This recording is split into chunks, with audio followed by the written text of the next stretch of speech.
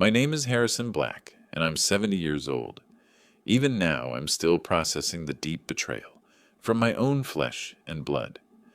As the founder of a commercial real estate empire, I gave my children everything, but I always maintained my personal boundaries. Last month, on my 71st birthday, I called my son to invite him out for a quiet dinner. He claimed he was completely buried under a mountain of work. Later that evening, I was sitting alone at the city's most exclusive steakhouse, sipping bourbon. As I looked across the room, I spotted him. He was laughing, joking, and raising a glass with his wife and mother-in-law. They thought I was just an oblivious, fading old man waiting out his final days. I didn't cause a scene. I walked straight over to their table and right in front of them, snapped his corporate credit card completely in half. That night, I logged onto my secure server, locked down all my assets, and initiated a plan that will ultimately leave them with up to $15 million in crushing, inescapable federal debt. Before I tell the rest of this story, please drop a comment below letting me know where you're watching from. And if you've ever had to stand up to family members who completely undervalued you, please leave a like and subscribe. The phone rang through the quiet emptiness of my office. It was 6 p.m. on a Tuesday. But this wasn't just any ordinary Tuesday, it was my 71st birthday. I sat behind the heavy mahogany desk at Black Holdings, looking out over the city skyline I spent 40 years helping build. I picked up the receiver and called my son, Derek. He's 36, serving as my vice president, and truly the only immediate family I have left. The phone rang 3 times before he answered. In the background, I could hear a faint, deliberate rustling of papers, the distinct sound of someone trying very hard to sound overwhelmed. "Derek," I said casually, "I know it's late, but I was thinking we could head over to that prime steakhouse on Fifth Avenue. Grab a ribeye, maybe open a bottle of good scotch. After all, it's my 71st. A heavy, exaggerated sigh came through the receiver. It was the kind of sigh a teenager gives when told to clean their room, not how a grown man should speak to his father. "Dad, I am so sorry," Derek said, his voice dripping with forced exhaustion. "Things are an absolute disaster here. The city planning board just kicked back the zoning permits for the new West Side commercial lot. I'm stuck at my desk, staring at blueprints and legal documents until midnight. I just can't walk away right now." I leaned back in my leather chair. A dull ache of silent disappointment settled in my chest, a feeling only a parent can truly understand. But at the same time, I felt a misguided sense of pride. I built this real estate empire from absolutely nothing. Back in the 1980s, I spent 3 solid years sleeping in the cab of my rusty pickup truck, eating cold canned beans, pouring concrete by day, and studying local property law by flashlight at night. I built Black Holdings so my son would never know what it felt like to go hungry. If he was working late to protect our legacy, I couldn't fault him for that. "I understand, son," I replied calmly, swallowing the disappointment. "Business comes first. Let's get those permits sorted out. Don't push yourself too hard. We'll celebrate next week." "Thanks, Dad. You're the best. I'll make it up to you, I promise. Happy birthday." The line went dead. I sat in the silence of my office for a long time. 70. It's a strange milestone. You expect noise, family, and some acknowledgement of a life well lived. Instead, all I had was the hum of the air conditioner and the distant sirens of the city below. I decided I wasn't going to spend my 75th birthday eating a miserable dinner alone in the dark. I grabbed my coat, took the private elevator down to the garage, and got into my car. Driving through the bustling downtown streets, my mind drifted to Derek's childhood. I remembered missing his Little League games because I was negotiating bank loans to keep the business alive. I remembered the guilt that ate at me during every business trip. I overcompensated, and I see that now. I handed him brand new cars, a debt-free Ivy League education, and an executive title straight out of college. I wanted to be a generous father, a provider who gave him a seamless life. I thought I was protecting him. Instead, I insulated him from reality. I deprived him of the hard knocks that build actual character. And as a result, I raised a 36-year-old man who could effortlessly lie to his father on his birthday. When I arrived at the steakhouse, the valet took my keys with a respectful nod. This was a place where everyone knew my name, a venue where I had closed multi-million-dollar deals over dry-aged steaks. I walked through the heavy glass doors into the warm, dimly lit dining room. The aroma of roasted garlic, seared meat, and expensive wine filled the air. Soft jazz played through the speakers, blending with the low murmur of wealthy patrons enjoying their evening. The maitre d' approached immediately, a warm, professional smile on his face. "Mr. Black, happy birthday, sir. Are you joining your party?" I frowned, pausing. "My party?" "Yes, sir," he said, gesturing toward the back of the restaurant. "Your son and his guests arrived about 30 minutes ago. We have them in the central VIP booth, just as he requested." A cold chill washed over me. It wasn't the chill of a winter breeze. It was the sudden, sharp drop in temperature that happens when your reality completely shatters. I didn't let the maitre d' lead the way. I simply nodded and began walking slowly through the restaurant, each step feeling heavier than the last. I bypassed servers carrying silver trays and tables filled with laughing couples. As I neared the center of the room, I heard it, a loud, booming laugh. It was Derek. I stepped behind a massive decorative pillar and looked into the VIP booth. My son wasn't buried under zoning permits. He wasn't staring at blueprints. He was sitting in a plush leather booth, wearing a perfectly tailored suit, looking more relaxed than I had seen him in months. Sitting next to him was his wife, Monica. She was leaning against his shoulder, holding a crystal flute of vintage champagne, and sitting across from them, commanding the entire table, was Patricia, Monica's mother. Patricia was a woman who always wore too much perfume and acted as though she came from old money, despite never working a day in her life. They were having a feast. In the center of the table stood 3 massive seafood towers, piled high with fresh oysters, lobster tails, and king crab. 2 open bottles of champagne sat chilling in silver ice buckets. I watched Patricia meticulously clean out a lobster claw. I had never cared for Patricia. From the moment Derek and Monica got married, Patricia treated my wealth like her personal lottery ticket. She frequently made passive-aggressive remarks about how tightly I held on to my assets, hinting that a good father would buy his son a larger mansion or fund his mother-in-law's European vacations.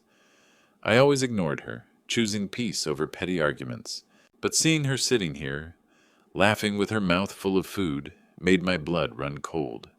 Monica, too, revealed a side I had never witnessed. In front of me, she always played the modest, respectful daughter-in-law. Now, leaning against Derek, her eyes looked sharp, calculating, and filled with complete disdain. I stood in the shadows, completely frozen by the sheer audacity of the lie. My son had looked at his phone, seen his father calling on his 71st birthday, and chosen to fabricate an entire story, just so he could drink champagne with his mother-in-law. "Oh, Derek, you spoil us," I heard Patricia boast, her voice cutting through the jazz music. "This place is spectacular, and on a Tuesday no less. Only the best for my girls." Derek smiled smoothly, raising his glass to toast them. "We deserved a break. The office has been completely draining lately." Monica giggled, taking a sip of her drink. "Are you sure your dad won't notice you slipped away? You know how obsessed he is with his precious schedules." I held my breath, waiting for my son to defend me, waiting for even a shred of respect for the man who paid for the suit on his back and provided the roof over his head. Derek just scoffed, rolling his eyes. "Please, my dad is completely oblivious. All he cares about these days are his golf swing and his retirement plans. He has no idea what happens outside his own office." He swallowed the zoning permit excuse without a second thought. The man is entirely out of touch. The 3 of them erupted into a wave of laughter.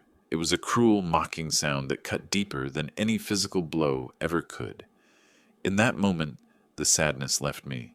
The hollow ache in my chest disappeared, instantly replaced by a burning, razor-sharp clarity.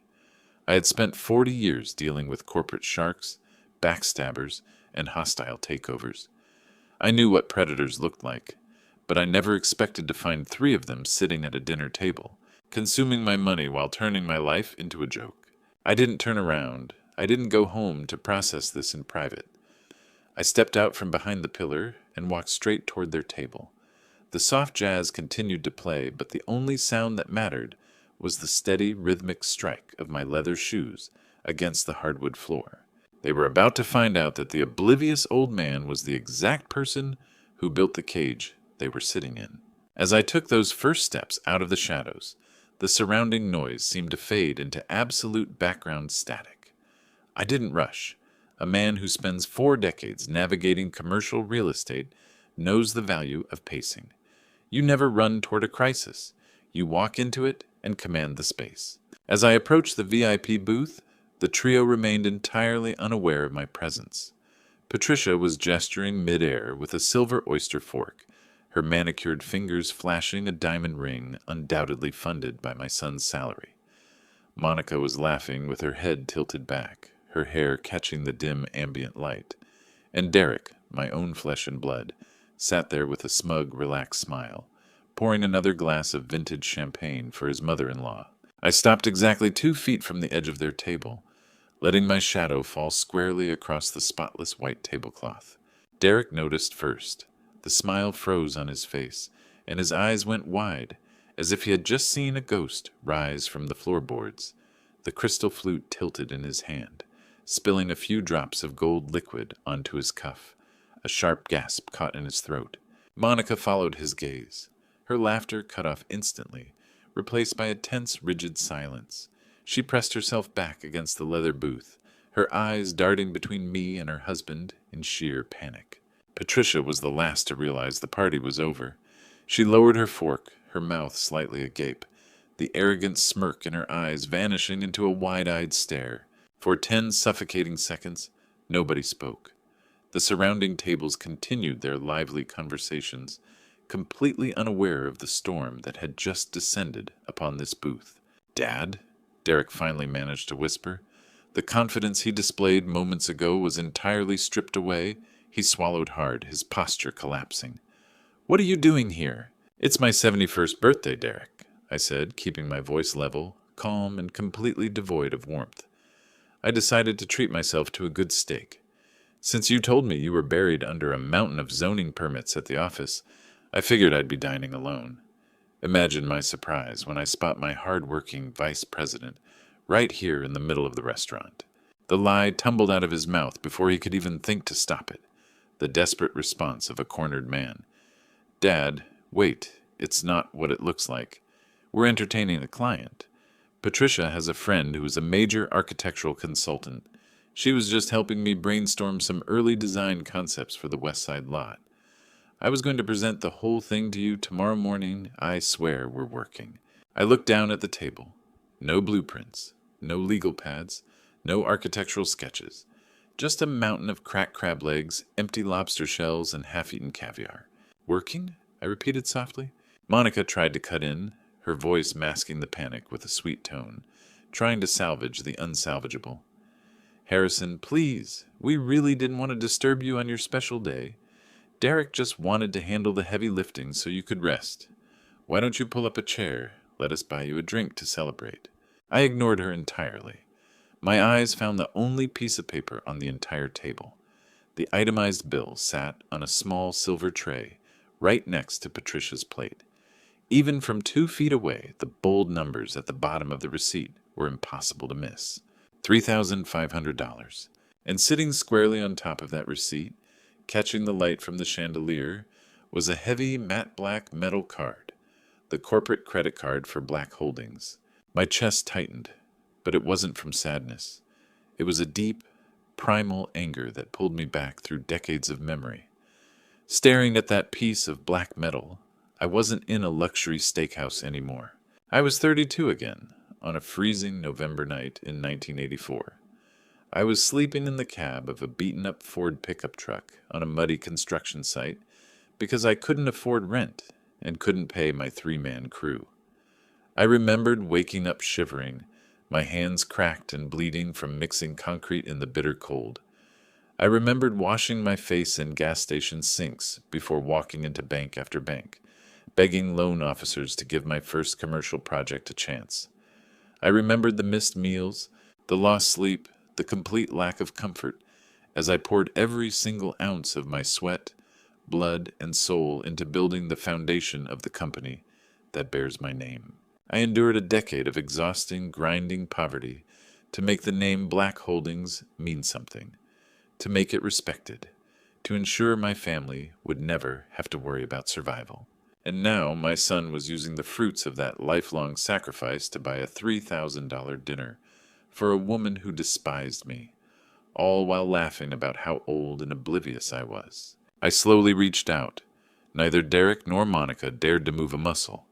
Patricia sat perfectly still, her breath catching in her throat. I picked up the heavy black corporate card from the silver tray. The cold metal felt substantial in my palm. I looked directly into Derek's eyes. I didn't blink, and I didn't raise my voice. I didn't need to. The quiet authority of a man who knows exactly what he built is far more intense than any shouting match. "Dad," Derek pleaded, his voice cracking slightly. "Please, let's just step outside and talk. People are starting to stare." He was right. The unnatural tension at our table was drawing attention. Nearby conversations had quieted down, and curious glances were drifting our way. "You were supposed to be reviewing zoning permits, son," I said softly, my hands gripping the edges of the metal card.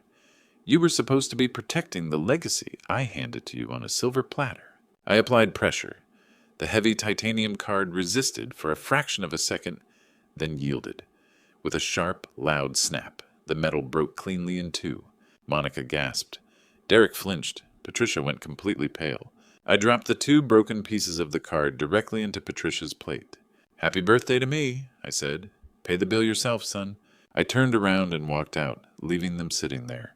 I stepped into the cool night air, the heavy doors of the steakhouse shutting behind me. On the drive back to my estate, the neon city lights and the dark asphalt blurred together. My hands gripped the steering wheel so tightly, my knuckles physically ached, but that physical discomfort was nothing compared to the chilling, absolute clarity settling deep into my bones. The adrenaline from the restaurant was fading, leaving behind a cold reality. I drove through the cast-iron gates of my property, the gravel crunching under the tires as I pulled up to the massive stone house. The entire place was dark, a monument to my success, a fortress built to protect my family from the harsh realities of the world. But tonight, it just felt empty. I opened the front door and stepped into the grand foyer, my footsteps echoing off the marble tile. I didn't turn on the main lights. I walked straight into my private study, closing the heavy oak door behind me. Stepping over to the mahogany bar cart, I picked up a crystal decanter and poured 2 fingers of neat bourbon. I held the glass up against the moonlight streaming through the window, but I didn't take a sip. My mind was racing, analyzing every micro-expression I had just witnessed at that table. Derek hadn't just lied to me. He had lied with a practiced, seamless ease, the kind that belongs to someone who has done it hundreds of times before. The shock of snapping that corporate card was wearing off, and the analytical side of my brain, the side that spent 40 years ruthlessly evaluating adversaries in commercial real estate acquisitions, completely took over. I sat down in the armchair, setting the bourbon on the desk. This wasn't just about a missed birthday. It wasn't even about the $3,500 spent on fresh seafood and vintage champagne. Those were merely symptoms. The real issue was the staggering sense of entitlement I saw in their eyes. Patricia had been dining on my dime without a shred of remorse, treating my son like her personal ATM. And Monica had laughed. She had giggled when Derek called me an oblivious old man who was too obsessed with golf to notice what was happening in his own company. That specific piece of the puzzle made my stomach twist into a hard, unforgiving knot. Derek believed I was entirely blind. He genuinely thought that because I had stepped back to let him manage the day-to-day operations of Black Holdings, I had lost my edge. If he felt comfortable enough to casually run up a massive bill on a corporate card for a lavish family dinner, knowing the accounting department processed those receipts every Friday, it meant he no longer feared oversight. It meant he had bypassed it entirely. A person doesn't start by taking thousands of dollars in plain sight. They start small. They test the boundaries. They only grow bold enough to feast downtown when they are absolutely certain the security alarms have been disconnected. I looked around my study, looking at the framed blueprints of my first commercial high-rise and at the worn yellow hard hat sitting on the shelf, a constant reminder of exactly where I came from. I spent 40 years ensuring no outside force could ever take a single brick from my empire. Now the threat had the keys to the front door. I didn't sleep a single minute that night. I sat in the darkness, watching the shadows lengthen and shift across the Persian rug as the early morning hours ticked away. I traced the trajectory of my son's recent behavior, the sudden private meetings with contractors I was never asked to review, the moments I asked to see quarterly expenditure reports, only for Derek to brush me off, claiming he was still consolidating the data to present a clearer picture.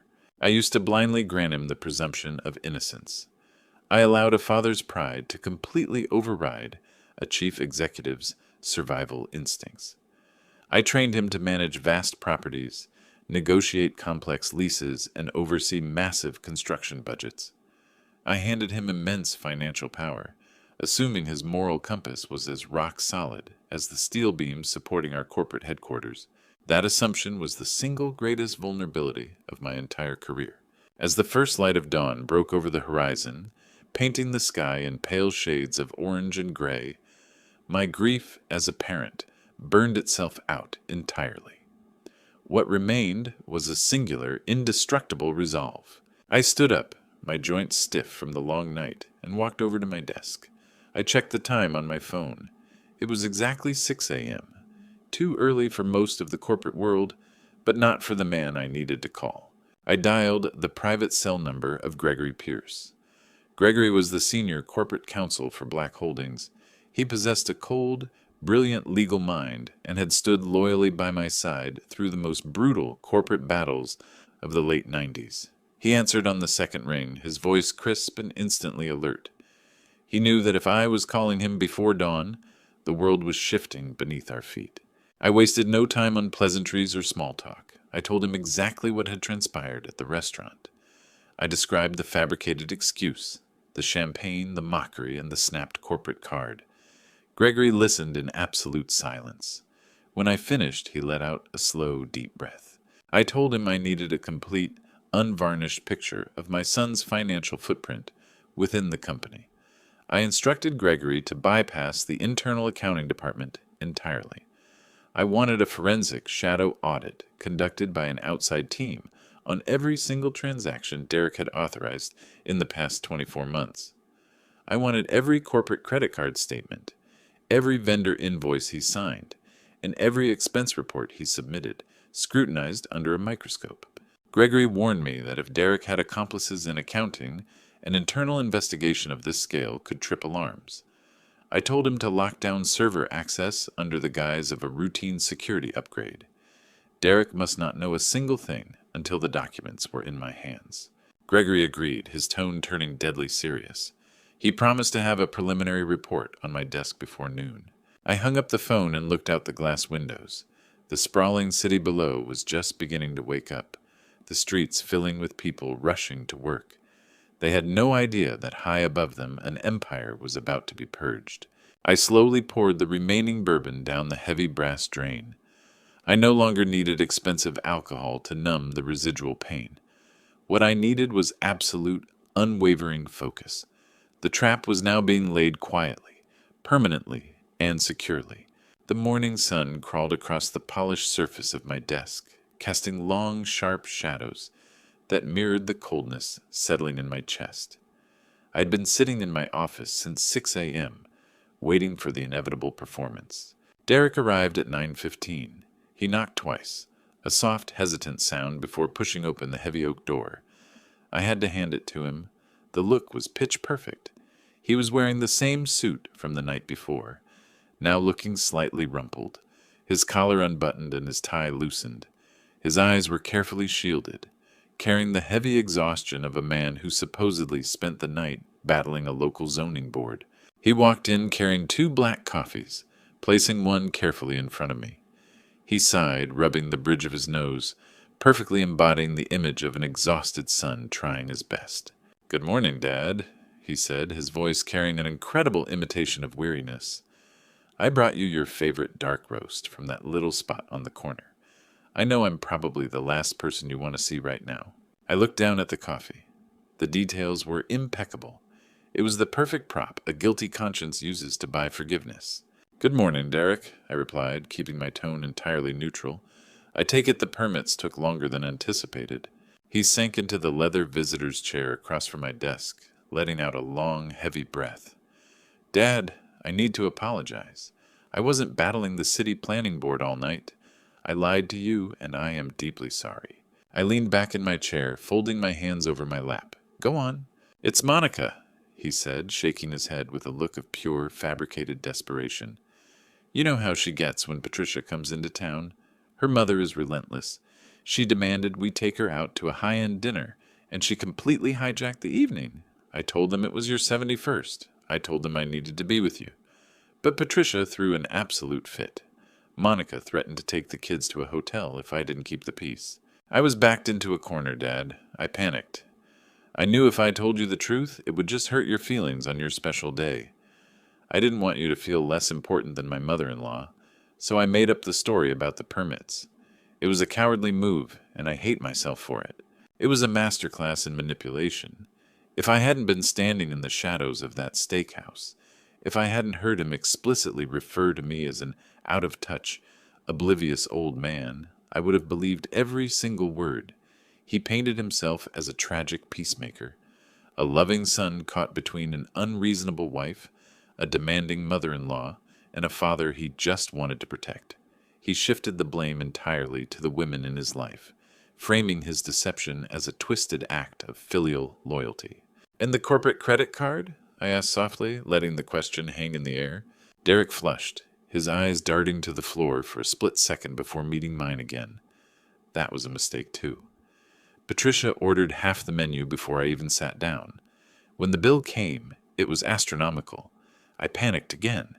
I didn't have that kind of liquidity in my personal checking account at the moment, so I used the corporate card. I fully intended to reimburse accounts payable this morning before anyone noticed. I swear to you, Dad, it was just a temporary lapse in judgment to get through a nightmare evening. I sat there looking at the man I raised. I saw the calculated remorse in his posture, the desperate hope in his eyes that his gullible old father would sweep this under the rug just like always. He wanted absolution. He wanted the slate wiped clean so he could go right back to his comfortable routine of theft.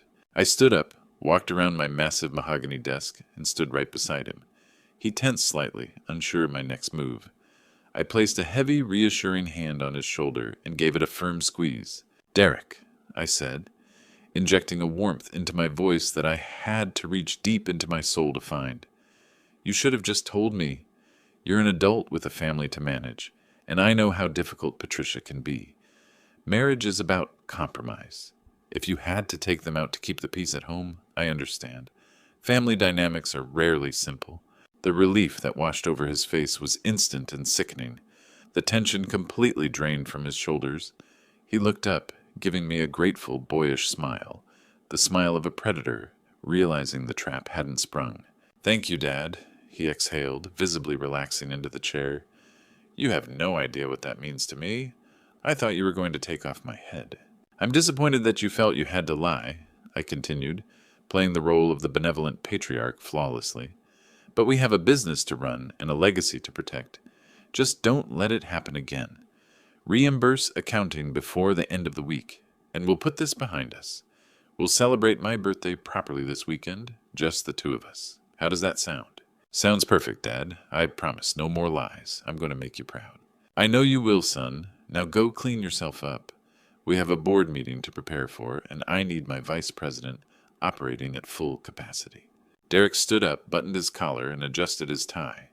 His confidence was fully restored. He walked out of my office with a light step, entirely convinced he had successfully manipulated the old man once again. I watched the heavy oak door click shut behind him. The smile left my face instantly. The forced warmth in my eyes evaporated, leaving only a cold, calculating focus. I walked back to my desk, picked up the cup of coffee he had brought me, walked over to the nearest potted plant, and poured the black liquid directly into the soil.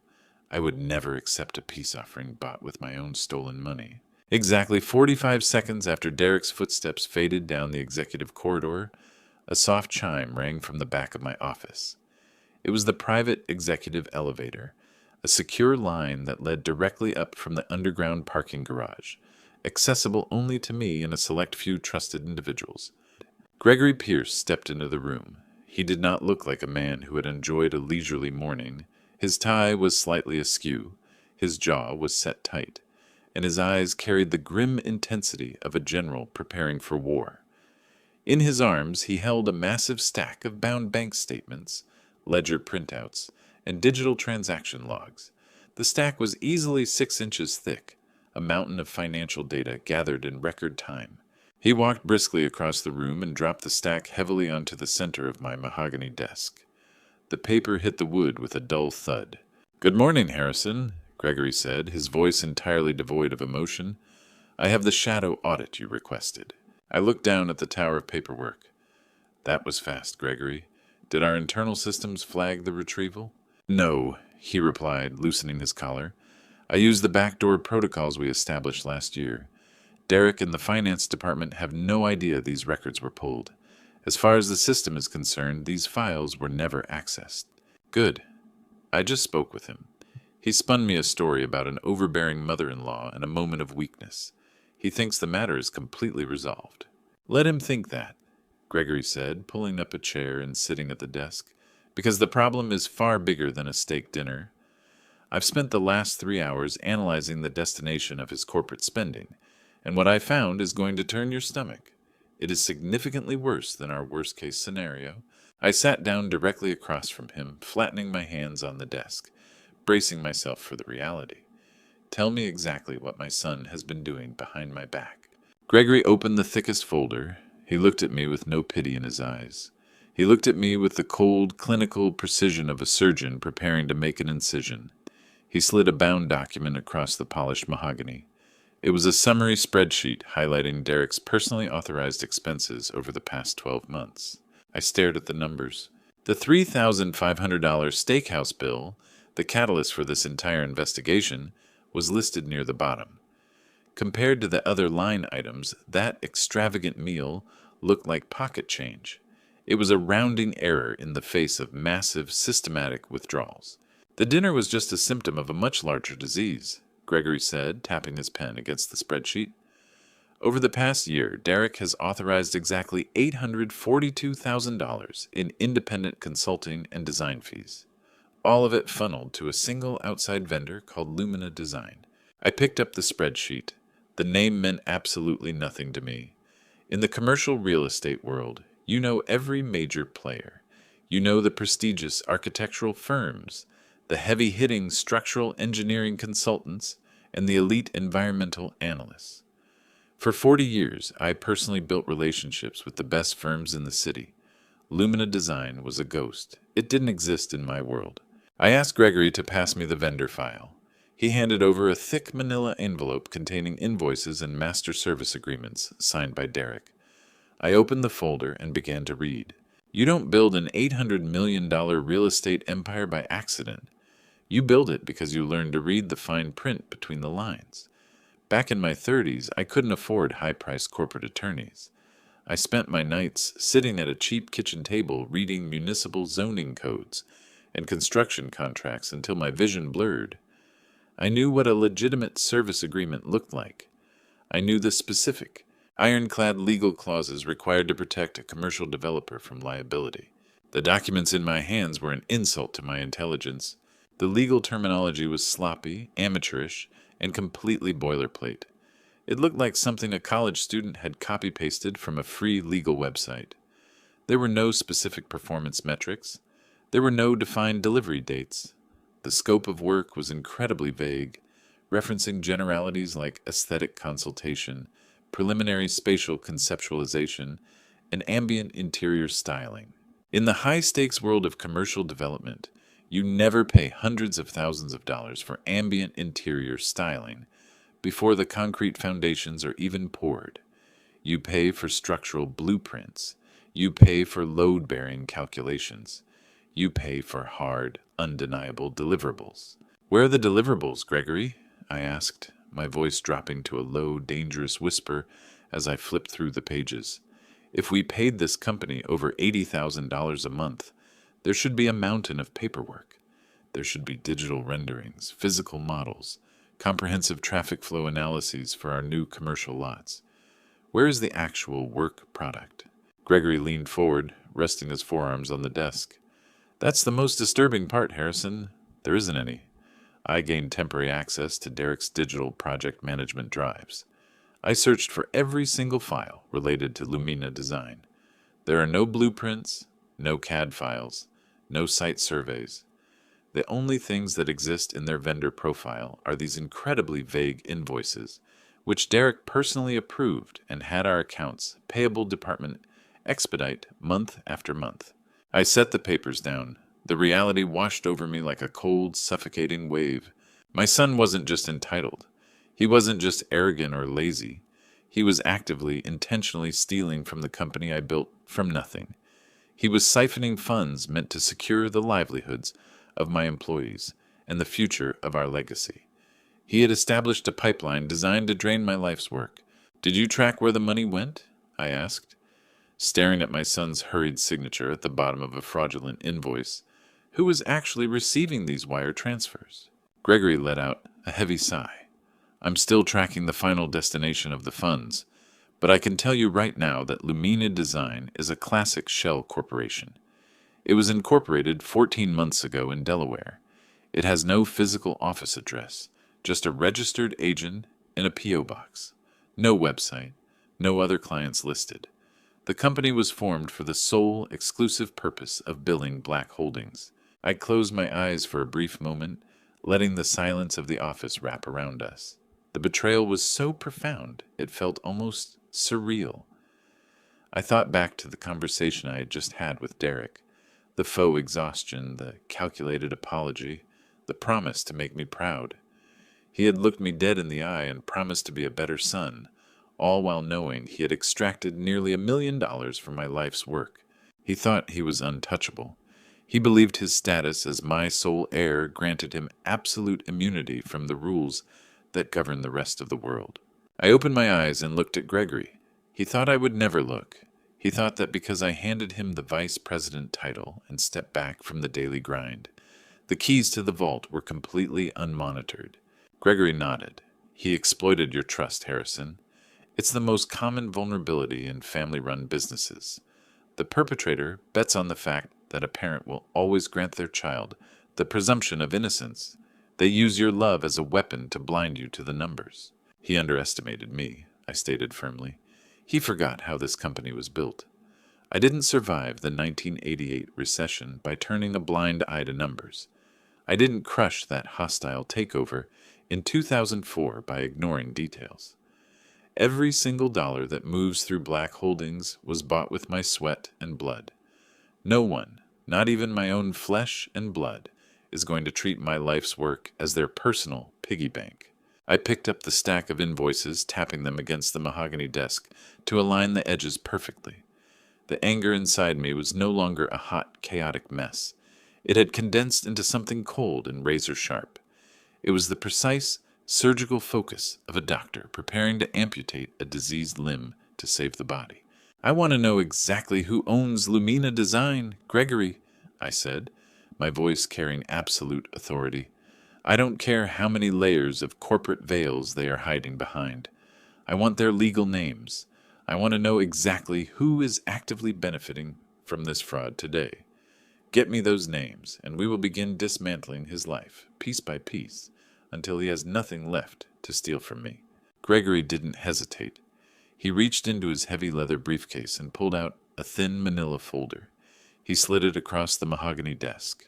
The paper felt cool against my hands, a sharp contrast to the fire burning in my chest. I opened it and stared at a corporate registration document from the state of Delaware. The name listed as the primary shareholder at the top of the page was Arthur Pendleton. I looked up at Gregory, my brow furrowing in confusion. The name meant absolutely nothing to me. I knew every major player in the commercial real estate sector, and Arthur Pendleton was definitely not among them. Gregory anticipated my question. He leaned forward, crossing his hands on the desk. He explained that Arthur Pendleton wasn't an architect, an interior designer, or an environmental consultant. He was a retired car salesman living in a modest apartment in Wilmington. More importantly, Gregory added, his voice dropping into a grim register, Arthur Pendleton is Patricia's direct first cousin. The stunning revelation hung in the air, the pieces of the puzzle slammed together with violent precision. My son wasn't just paying a fake vendor. He was intentionally funneling hundreds of thousands of dollars of my money directly into his mother-in-law's family. Gregory pulled out another sheet of paper detailing the flow of the stolen funds. The money didn't stay in Delaware. Once Black Holdings paid Lumina Design for their fictional interior styling, the funds were immediately wired into offshore trust accounts. From that trust, the money was being used to finance an incredibly lavish lifestyle. Gregory read through the expenses with clinical detachment. There were charges for private jet charters to the Amalfi Coast. There were bills for custom diamond jewelry, sports cars, and expensive monthly spa memberships. Derek wasn't just a negligent executive committing administrative oversight. He was a systematic thief. He was bleeding the company I built dry to fund the extravagant whims of his wife and mother-in-law. I leaned back in my chair, staring blindly at the registration document. For a brief, agonizing moment, a deep sense of paternal grief washed over me. I remembered Derek as a little boy, running across the front lawn with a baseball mitt, eager to make me proud. I wondered where that boy had gone, and how he had mutated into the greedy, entitled man sitting down the hall. But the grief was a momentary weakness. It was quickly swallowed by an overwhelming, absolutely uncompromising wave of fury. I hadn't spent 40 years fighting off hostile takeovers, navigating market crashes, and crushing aggressive competitors just to let my own flesh and blood dismantle my empire from within. If Derek wanted to play the role of a corporate predator, I would treat him like one. I reached for the brass telephone resting on the corner of the mahogany desk. My hand was completely steady. There was no tremor of hesitation. I looked at Gregory, my jaw set, my expression frozen. I told him we were ending this right now. I instructed him to contact his contacts at the Federal Bureau of Investigation immediately. I wanted federal agents walking through the doors of Black Holdings within the hour. I wanted Derek led out of the executive floor in handcuffs, paraded in front of his colleagues, and thrown into the back of a federal vehicle. I wanted his assets frozen, his bank accounts seized, and a full criminal indictment drafted before the day was over. He was guilty of wire fraud, corporate embezzlement, and conspiracy. He would face the maximum penalty allowed by law. I wasn't going to protect him. I was going to let the justice system completely crush him. But before my finger could press the first digit on the keypad, Gregory reached across the desk and firmly placed his hand over the receiver. I looked up at him, a sharp defensive anger flaring in my eyes. I demanded to know what he was doing. I told him to let go of the phone. But Gregory didn't move. His expression remained incredibly stoic, carrying a heavy, dark gravity I had never seen in all our years of working together. He gently pressed the receiver back onto its cradle, cutting off the dial tone. He told me to wait. He informed me that involving federal authorities right now for simple corporate embezzlement would be a catastrophic mistake. I stared at him in disbelief. I asked him how reporting a theft of this magnitude could possibly be a mistake. Gregory reached into his leather briefcase one final time. He didn't pull out another stack of bank statements or vendor invoices. Instead, he withdrew a single manila envelope, sealed with a thick strip of red security tape. He placed it gently in front of me, handling it almost as if it were live ordnance. He explained that late last night, his cybersecurity team had dug deeper into Derek's private, encrypted servers. They had bypassed a highly sophisticated firewall, expecting to find more shell companies, but instead they discovered something else entirely. Something that had absolutely nothing to do with real estate construction or interior design. My heart began to hammer against my ribs with a steady, ominous rhythm. I reached for the envelope, tearing open the red seal, and pulled out a single encrypted digital document, printed on heavy corporate letterhead. Gregory kept his eyes locked tightly on mine, his voice dropping to an incredibly quiet, harsh whisper. He told me that the embezzlement we found was horrific, but it was essentially just the operational funding for a much larger, far more sinister plot. I unfolded the paper, staring at the bold black text. It was a wire transfer confirmation, but it wasn't made out to Lumina Design, nor was it heading to an offshore trust in the Caribbean. It was a direct, localized transfer for exactly $50,000. I looked at the recipient line. It was a private medical clinic located in a highly exclusive, low-profile neighborhood on the Upper East Side of the city. I read the name of the practitioner aloud. It belonged to a prominent, highly sought-after private neurologist. A deep, suffocating confusion swirled through my mind. I asked Gregory why my son would be wiring $50,000 of stolen corporate funds to a brain specialist. Was Derek sick? Was Monica facing a hidden medical crisis? Gregory slowly shook his head, his eyes locked onto mine with a dark, unsettling certainty.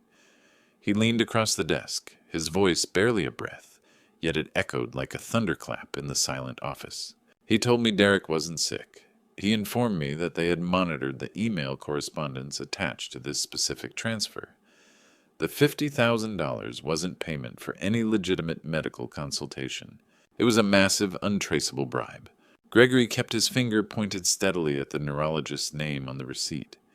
He told me that Derek, Monica, and Patricia were actively paying a corrupt medical professional to falsify my personal health records.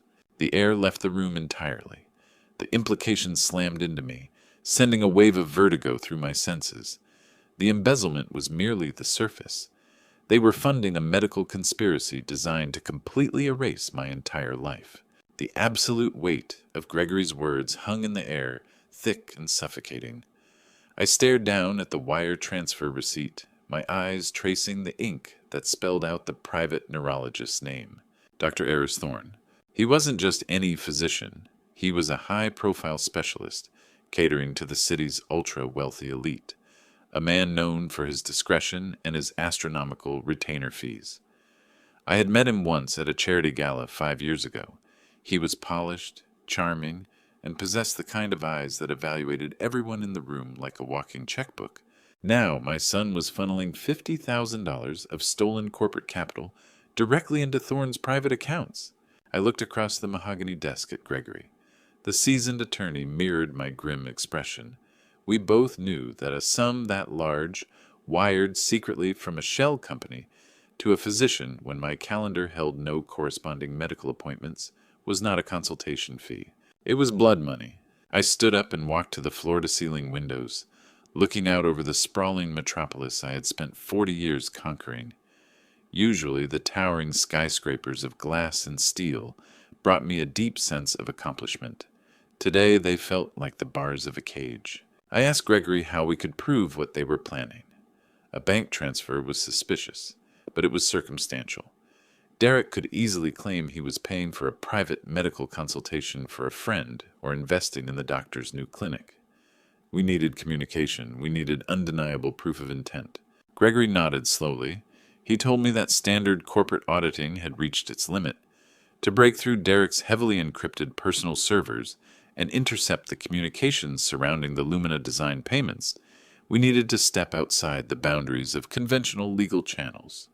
We needed a shadow operator. At exactly 3 p.m. that afternoon, a man introduced only as Vance arrived at my office via the private executive elevator. Vance was a former federal cybersecurity analyst who now operated exclusively in the lucrative, morally gray space of corporate espionage. He didn't wear a suit. He carried a weathered black backpack and possessed an unsettlingly quiet demeanor. Gregory handed him the digital logs and IP addresses associated with Derek's hidden server network. Vance didn't ask questions. He simply set up his encrypted laptop at my conference table, connected a series of complex routing devices, and went to work. The atmosphere in the office grew agonizingly tense. For 6 grueling hours, Gregory and I sat in silence, watching the sun dip below the city skyline, casting long, dark shadows across the room. The only sound was the rapid, rhythmic clicking of Vance's fingers against his keyboard. I poured myself a glass of water, my mind spiraling through 1,000 agonizing scenarios. I thought of Monica playing the sweet, dutiful daughter-in-law at every holiday dinner, smiling warmly while quietly plotting my destruction. I thought of Patricia, reclining in that steakhouse booth, drinking expensive champagne paid for by the very funds meant to tear my life apart. And I thought of Derek, my son, the boy I taught to ride a bike, the boy I watched walk across the stage to accept his college diploma.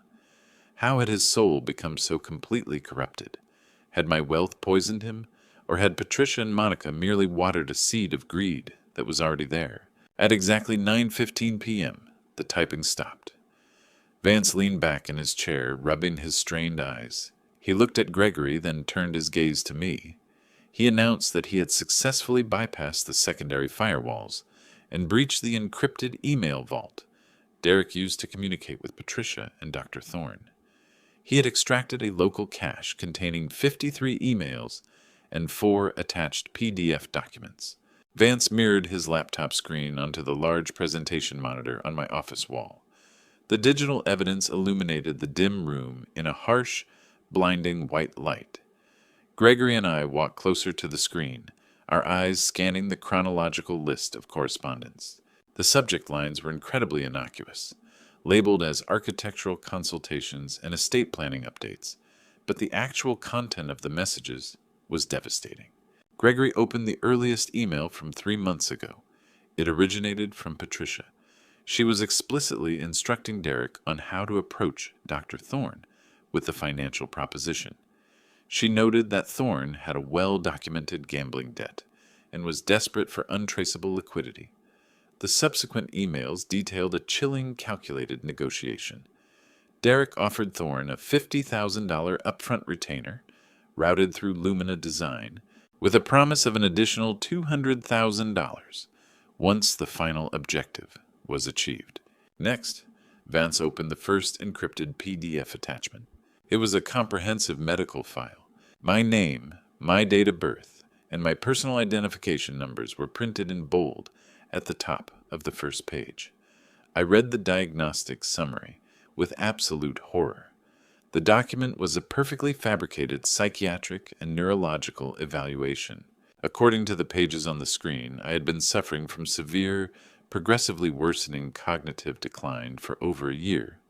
The report detailed fictional episodes of profound memory loss, aggressive behavioral outbursts, and a complete inability to comprehend complex financial concepts. Dr. Thorne had used his prestigious medical credentials to formally and legally diagnose me with aggressive, early-onset Alzheimer's disease. He had falsified brain scans, manufactured cognitive test scores, and stamped the document with his official medical seal, legally declaring me completely unfit to manage my own affairs, my company, or my life. The sheer malice of the plot stripped the air right out of my lungs. The embezzlement was nothing compared to this. They didn't just want my money. They wanted to erase my autonomy. They wanted to strip away my humanity and reduce me to a helpless prisoner, medically condemned within my own life. Gregory scrolled down to the most recent email in the chain, dated just 2 days prior. This one was from Monica. She was confirming receipt of the finalized, signed medical documentation from Dr. Thorne. Her message was brief, cold, and dripping with triumphant malice. She wrote to Derek and Patricia, confirming the doctor had delivered the final papers. She stated that the trap was perfectly set and that they had every reason to celebrate. The final piece of the puzzle slammed into place with the force of a freight train. I thought back to the steakhouse on my 71st birthday. I remembered the towering seafood platters, the laughter, the clinking of expensive crystal glasses. They hadn't been celebrating a real estate deal. They hadn't been celebrating a design proposal. They were celebrating the legal and medical erasure of my existence. They were celebrating the arrival of that fraudulent medical report. They were raising a glass to the fact that they had just legally bought and paid for my psychological and social death warrant. While I was sitting alone in my office, fully believing my son was putting in overtime to protect our family legacy, he was actually raising a glass to toast my impending destruction. He smiled, drank the champagne I was paying for, and called me an oblivious old man, confident he had successfully purchased the power to lock me away forever. A deep, suffocating silence settled over the office. Even Vance, a man thoroughly accustomed to the darkest corners of corporate betrayal, looked visibly unsettled by the sheer cruelty displayed on the screen. Gregory placed a steady, reassuring hand on my shoulder. He asked what I planned to do next. He told me we had more than enough evidence to send federal agents to their homes immediately. We could have Derek, Monica, Patricia, and Dr. Thorne arrested for criminal conspiracy, medical fraud, and grand larceny before midnight. We could end this nightmare with a single phone call. I stared at the forged diagnosis bearing my name. The pain of the betrayal was immense, but the tears I thought would come never arrived. Instead, the grief evaporated, leaving behind a cold, terrifying, and absolute resolve. I am not calling the authorities. Not yet. Arresting them now would be far too merciful. It would give them a clean break. They spent months digging a grave for me, and I am going to make absolutely sure they are the ones who ultimately fall into it. I stared at Gregory, my mind working to process the sheer magnitude of the malice resting on my mahogany desk. A medical conspiracy. My own flesh and blood didn't just want to steal my money. He wanted to completely erase my existence. I demanded Gregory show me the rest of the correspondence. I needed to see every single word they wrote. I needed to understand exactly how deep this rot had taken root in my family. Vance tapped a few commands onto his keyboard, pulling up a highly organized archive of intercepted messages and encrypted chats between Derek, Monica, and Patricia. The messages appeared chronologically on the massive presentation monitor, painting a chilling portrait of a step-by-step plan for my social elimination. Gregory stood up, pointing to a conversation from 3 weeks ago. It was a group chat led by Patricia. She was the one who initially proposed the legal mechanism. She had somehow discovered a specific, obscure clause, hidden deep within the corporate bylaws of Black Holdings. It was a clause I had personally drafted 30 years ago to protect the company in the event of a sudden, catastrophic health crisis. It was known as the Medical Incapacity Proxy Clause. The clause stated that if the chief executive officer was definitively diagnosed with a severe cognitive degenerative illness by a board-certified medical professional, the vice president could legally petition the board for an immediate, involuntary transfer of power. I read the messages in absolute disbelief. Derek had replied to Patricia with eager enthusiasm. He wrote that the annual board meeting was scheduled for the following week. He explicitly stated that this meeting would be the perfect stage to execute the coup. He planned to stand before the board, play the role of a heartbroken but dutiful son, and present the forged Alzheimer's diagnosis. He would claim that my mind was rapidly deteriorating, that I was no longer fit to manage the $800 million real estate empire I built from nothing, and that for my own good, he needed to assume total control. He had even drafted a copy of the speech he planned to deliver, complete with calculated pauses and hollow expressions of filial love. Monica joined the conversation right after, her messages practically shaking with uncontrolled greed. She detailed her plans for my office, discussing how she wanted to completely redecorate the executive suite once I was forcibly removed. She talked about liquidating my private stock portfolio to fund a massive estate in the Hamptons. She even joked about how quickly they could rebrand the company to wipe my name from the corporate letterhead entirely. Shuju were dividing the spoils of a war they thought they had already won. They were carving up my legacy like vultures circling a dying animal. But the most horrific part of their blueprint wasn't the corporate takeover. The theft of my company was painful, but at the end of the day, that was just a financial loss. The darkest aspect of their conspiracy was what they intended to do to me physically once the board stripped away my power. I told Vance to open the final message thread, which was a private conversation between Patricia and Derek regarding my immediate relocation arrangements. My blood ran completely cold as I read Patricia's instructions on the screen. She told Derek that they couldn't simply force me into retirement and leave me in my own home. She warned him that I was far too well-connected and resourceful to be left unsupervised. If I retained access to my personal attorneys, my private bank accounts, or my external business contacts, I might find a way to challenge the false diagnosis and fight back. I might demand a secondary evaluation from a third-party medical institution. I might expose their entire operation. Patricia had a permanent solution to that problem. She had a close personal associate who operated a high-security private care facility located 3 hours north of the city in a remote, rural county. It was a facility designed specifically for wealthy patients suffering from advanced dementia, a place where the doors locked from the outside, visitation was strictly controlled, and communication with the outside world was heavily restricted for alleged patient safety.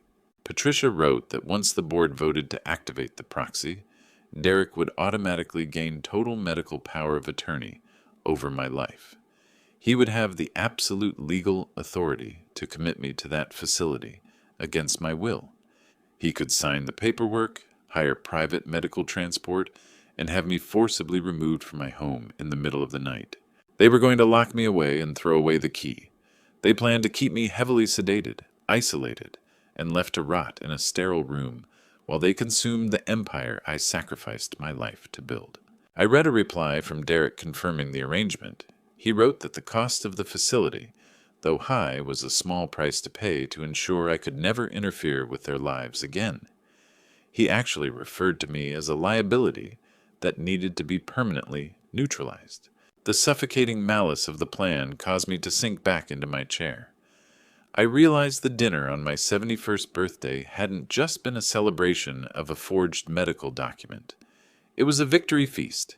They were celebrating the end of my life as a free man. They were raising a glass to my imprisonment, the woman I welcomed into my family, the mother-in-law I tolerated for years, and the son I raised from a boy, were actively coordinating to completely erase me from society. Gregory watched my face, his expression a mix of professional concern and grim understanding. He asked if I needed to take a moment. He told me that this level of psychological trauma was a lot for anyone to process. I shook my head slowly, my eyes never leaving the digital text on the monitor. I didn't need a moment. I needed to burn every single word into my memory. I needed to remember the exact depth of their betrayal, so that when I struck back, I wouldn't feel even a shred of mercy. I stood up from my desk and walked to the window once again. The city lights below flickered on, entirely oblivious to the horrific betrayal unfolding in my office. I thought of the decades I spent building my reputation. I thought of the countless nights I sacrificed to ensure Derek had a life of comfort. I gave him the world, and in return he was plotting to throw me into a cage. He wanted to strip away my wealth, my dignity, and my freedom, destroying my legacy while stealing everything I owned. I turned slowly back to Gregory and Vance. The cold, absolute resolve that had taken root deep in my chest had now hardened into an indestructible diamond. I was finally going to let them walk straight into the trap they had set for themselves. Turning away from the window, I slowly walked back to my chair. The physical sensation in my chest was strange. I had anticipated an overwhelming weight of heartbreak. I thought I would shed bitter tears for a father permanently losing his only son, but my eyes remained completely dry. This profound, suffocating betrayal had burned away every ounce of gentle parental instinct I had carefully maintained over the decades. In its place, an ancient, incredibly familiar coldness flooded my veins. It was the exact absolute detachment that had allowed me to survive the most brutal corporate warfare of my early career. I closed my eyes, letting my thoughts drift back to the early 1990s. Wall Street back then was a jungle of unchecked ambition, a brutal, unforgiving arena where any perceived weakness was instantly punished. I remembered the relentless corporate raiders who had tried to completely dismantle Black Holdings before it even had a solid foothold. I remembered men who were far smarter, wealthier, and more dangerously connected than Derek ever would be. They had actively tried to bleed me dry through hostile takeovers, aggressive short selling, and predatory lawsuits, aiming to ruin my life. I didn't survive by playing nice. I survived by becoming the absolute apex predator in the room. I learned to anticipate their attacks, lure them into a false sense of security, and then completely dismantle their operations so thoroughly that they could never recover. For the past 15 years, I had played the role of the benevolent, retired patriarch. I had softened my edges to maintain family harmony. Derek grew up under the shade of the massive tree I planted, completely oblivious to the sheer violence required to keep that soil properly defended. He mistook my tolerance for pathetic weakness. He mistook my advancing years for creeping dementia. If my own flesh and blood truly wanted to play a cutthroat game of ultimate survival, I wasn't going to act like an injured, helpless victim. I was going to show him exactly how a true, terrifying predator hunts. I opened my eyes and looked directly at Gregory. He was watching me with a complex mix of genuine concern and professional anticipation. He slowly reached into his tailored suit jacket and withdrew his encrypted mobile phone. He made it clear he was prepared to contact the lead investigator at the FBI's Financial Crimes Division. He assured me that with the fabricated medical files, the fraudulent consulting invoices, and the offshore wire records, the federal authorities would easily have enough probable cause to raid Derek and Monica's estate before dawn. He promised me they would be sitting in a federal holding facility before breakfast. I reached across the wide expanse of the polished mahogany desk and placed my hand firmly over his. The leather case of his phone was warm, but my hand possessed absolutely no heat. I told him to put the phone away immediately. Gregory frowned, a look of profound confusion crinkling his brow. He reminded me that Derek and Patricia were actively plotting to launch their hostile takeover in less than 7 days. He argued passionately that we had an incredibly narrow window to preempt their strike and legally secure my personal autonomy. He insisted we needed to strike immediately to properly defend the $800 million empire I had built. I removed my hand and leaned back in my chair, interlacing my fingers. I explained my reasoning in a slow, deliberate, and ice-cold tone. I told Gregory that if we handed this undeniable evidence over to federal authorities right now, Derek would undoubtedly use my stolen money to hire the most expensive defense attorneys in the country. He would drag the complex legal proceedings out for years. At worst, he would be convicted of white-collar fraud and corporate embezzlement. He might serve 3 or 4 comfortable years in a minimum security federal facility, playing tennis and reading books. Monica would simply file for divorce, secure a massive settlement from his remaining hidden assets, and effortlessly move on to hunt her next wealthy target. Patricia would completely distance herself, claiming loudly that she was a helpless victim of her son-in-law's horrific manipulation. They would all ultimately survive the scandal. A few years in a comfortable federal prison was far too merciful a punishment for people who had maliciously plotted to steal my freedom and lock me away in a high-security psychiatric ward. I didn't just want them penalized by a slow judicial system. I wanted them completely, systematically dismantled. I wanted to watch them lose every single luxury comfort they took for granted. I wanted them bankrupt, entirely destitute, and desperately begging for a mercy they would never receive. I wanted their cherished elite social circles to turn their backs on them completely. I wanted their name to become a permanent synonym for absolute humiliating defeat. To achieve that precise level of total destruction, we couldn't merely react to their pathetic little plot. We had to actively encourage it. I looked over at Vance, who was quietly packing his decryption equipment back into the weathered black backpack. I told him I needed him as my exclusive permanent consultant starting immediately. I instructed him to establish continuous, undetected surveillance feeds on all of Derek's personal devices, Patricia's encrypted channels, and Dr. Thorne's private medical servers. I needed to know every single move they made before they even made it. Then I turned my attention back to Gregory. I told him we were going to initiate a completely different strategy. I called it the senile prey protocol. Gregory leaned forward, resting his elbows on his knees, a cold curiosity glinting in his eyes. I explained the intricate mechanics of the trap. We were going to give Derek everything he wanted. We were going to let him believe his seamless deception was working perfectly. For the next 7 days, I would flawlessly play the part of the fading, mentally compromised old man described in that forged medical file. I would purposefully forget scheduled meetings. I would carelessly misplace vital financial documents. I would deliberately display brief lapses in judgment during routine conversations in the executive suite. We would feed his arrogant delusions, inflating his incredibly dangerous confidence to its absolute limit. We would let him strut into next week's annual board meeting like an untouchable conquering king. We would allow him to proudly present that forged Alzheimer's diagnosis to my peers. We would let him confidently invoke the medical incapacity proxy clause before the entire executive committee. I wanted him to fully commit to his ultimate act of treason, legally and in a highly public setting, because the higher he blindly climbed onto that fragile pedestal built of lies, the more catastrophic the impact would be when I finally shattered the foundation beneath his feet. I would personally ensure that every single board member, every major investor, and every powerful figure in this city witnessed his absolute, undeniable public ruin. The following Monday morning marked the official beginning of my performance.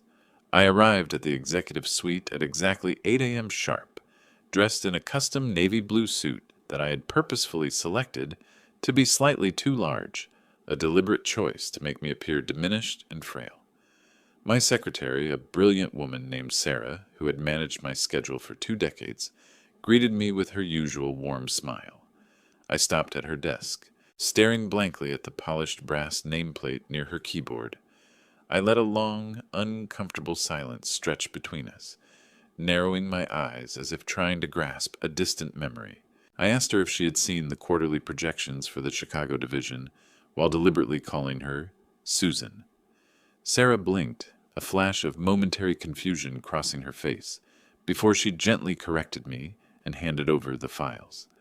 It was a minor slip, completely inconsequential on its own, but in the high-pressure ecosystem of black holdings, rumors of vulnerability traveled faster than an electric current. By midday, I knew Derek had undoubtedly heard about the lapse.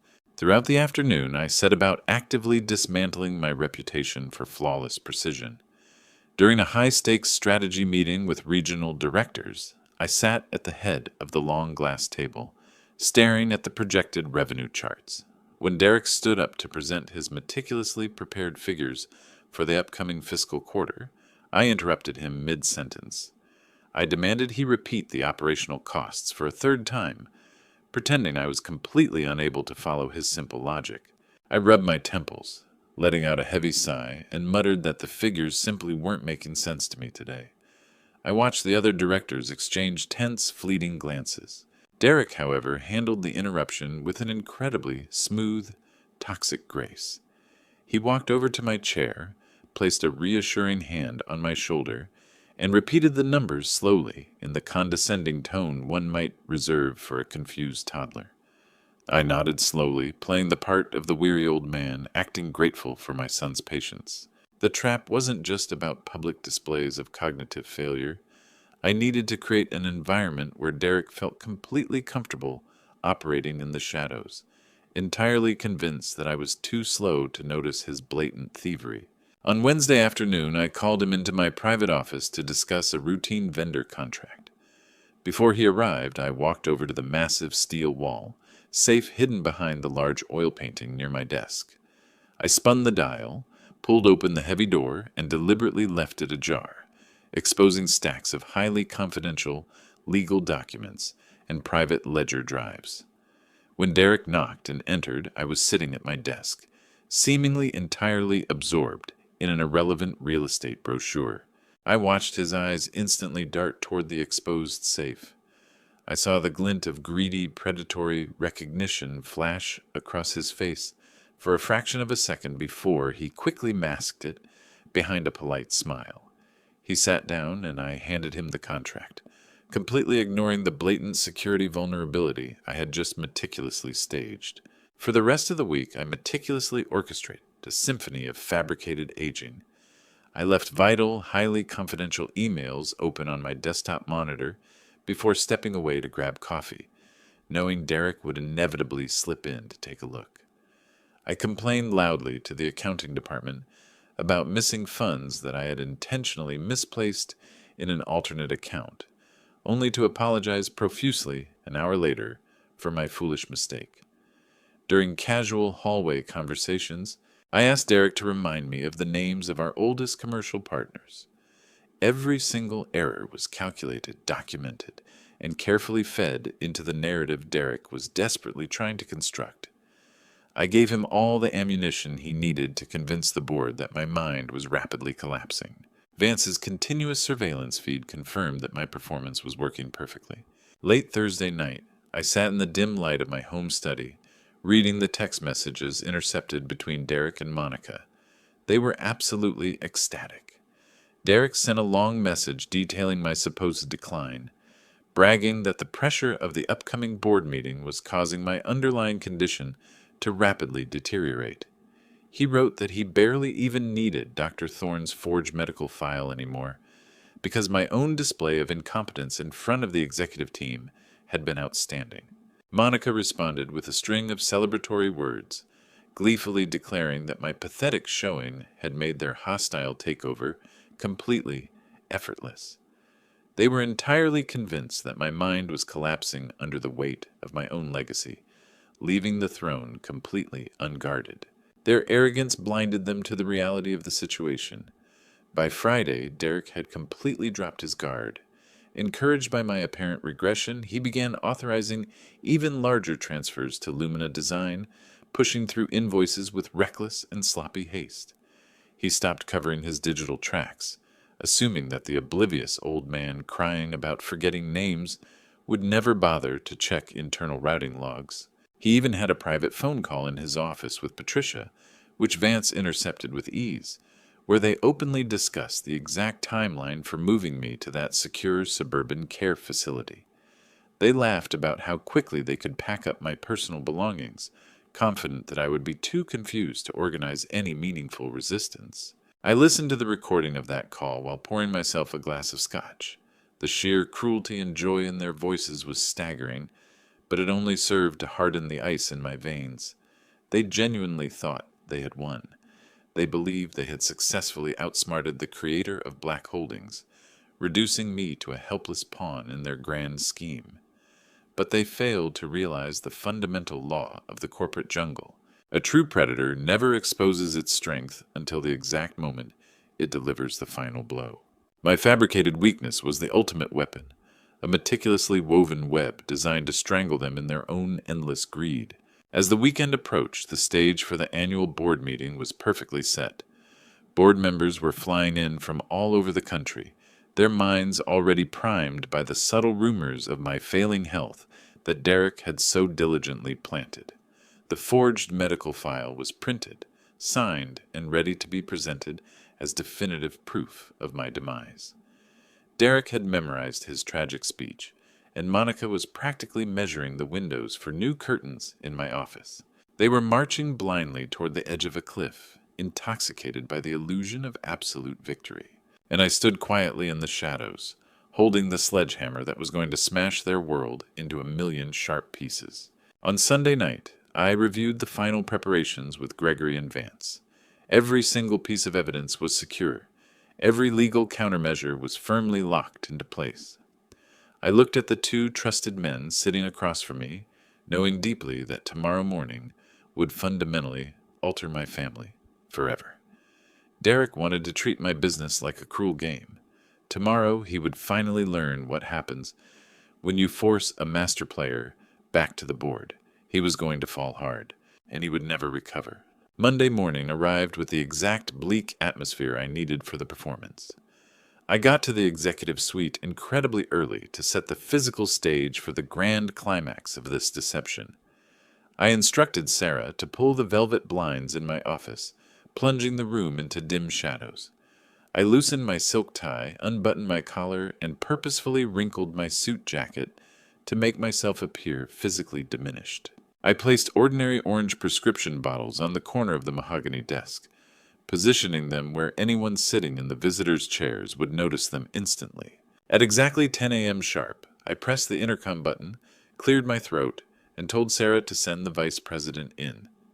I injected a slight tremor into my voice, a subtle auditory cue of vulnerability. In less than 3 minutes, Derek arrived. He knocked softly, and when he pushed open the door, his face carried the practiced, fabricated expression of deep concern. He stepped into the office, his eyes instantly locking onto the prescription bottles before scanning my disheveled appearance. A fleeting glint of predatory satisfaction illuminated his features, though he quickly masked it beneath a veneer of dutiful warmth. He walked slowly toward the desk, as if approaching an injured animal. He asked if I was feeling all right, noting that the office was unusually dark and that I looked completely exhausted. I let out a long breath from the bottom of my lungs. Sinking deep into the leather chair, I rubbed my temples with trembling fingers. I told him to sit down, explaining that we needed to have a very serious conversation about the immediate future of the company and our family. Derek took a seat, leaning forward with an eagerness he couldn't quite hide. He was practically vibrating with anticipation, fully expecting me to hand over the crown. I looked at him, my eyes glazed and out of focus, playing the part of the tragic patriarch succumbing to the ravages of time. I told him that the weekend had been incredibly difficult, that I had spent hours looking over documents only to find myself getting lost in the numbers. In a precisely calculated tone of quiet despair, I confessed to him that my memory was failing at an alarming rate. I told him I was making mistakes, forgetting details, and that the sheer pressure of managing this empire had become too heavy for my mind to bear. He told me it was only natural, that I had worked hard enough, and that he was completely prepared to carry the burden for me. I pulled my hands back, maintaining the illusion of a fragile old man. I told him I knew he was ready, and that was exactly why I had called him into the office today. Opening the top drawer, I withdrew a thick, professionally bound business proposal. I slid it across the smooth wood toward him. I explained that it was a prospectus for a highly lucrative commercial development project in the northern suburbs, a prime piece of real estate zoned for a high-end retail and luxury residential complex. The acquisition cost was exactly $15 million, and the projected return on investment over 5 years was staggering. It was the exact kind of acquisition Black Holdings would usually absorb, without hesitation. But I told him I didn't want the company to hold the asset. I wanted him to have it. Derek stared at the glossy cover of the prospectus, his eyes widening in shock. He opened the folder and began scanning the executive summary, his mind racing to comprehend the scale of this massive financial opportunity. I leaned forward, dropping my voice to a husky, secretive whisper. Son, my mind isn't what it used to be. This is a highly profitable $15 million suburban commercial land deal. I want you to buy it under your own private LLC. Black Holdings will provide the financial guarantee. Just look at it as an early inheritance before I step down. I watched his face intently, catching every micro-expression as his greed collided violently with his logic.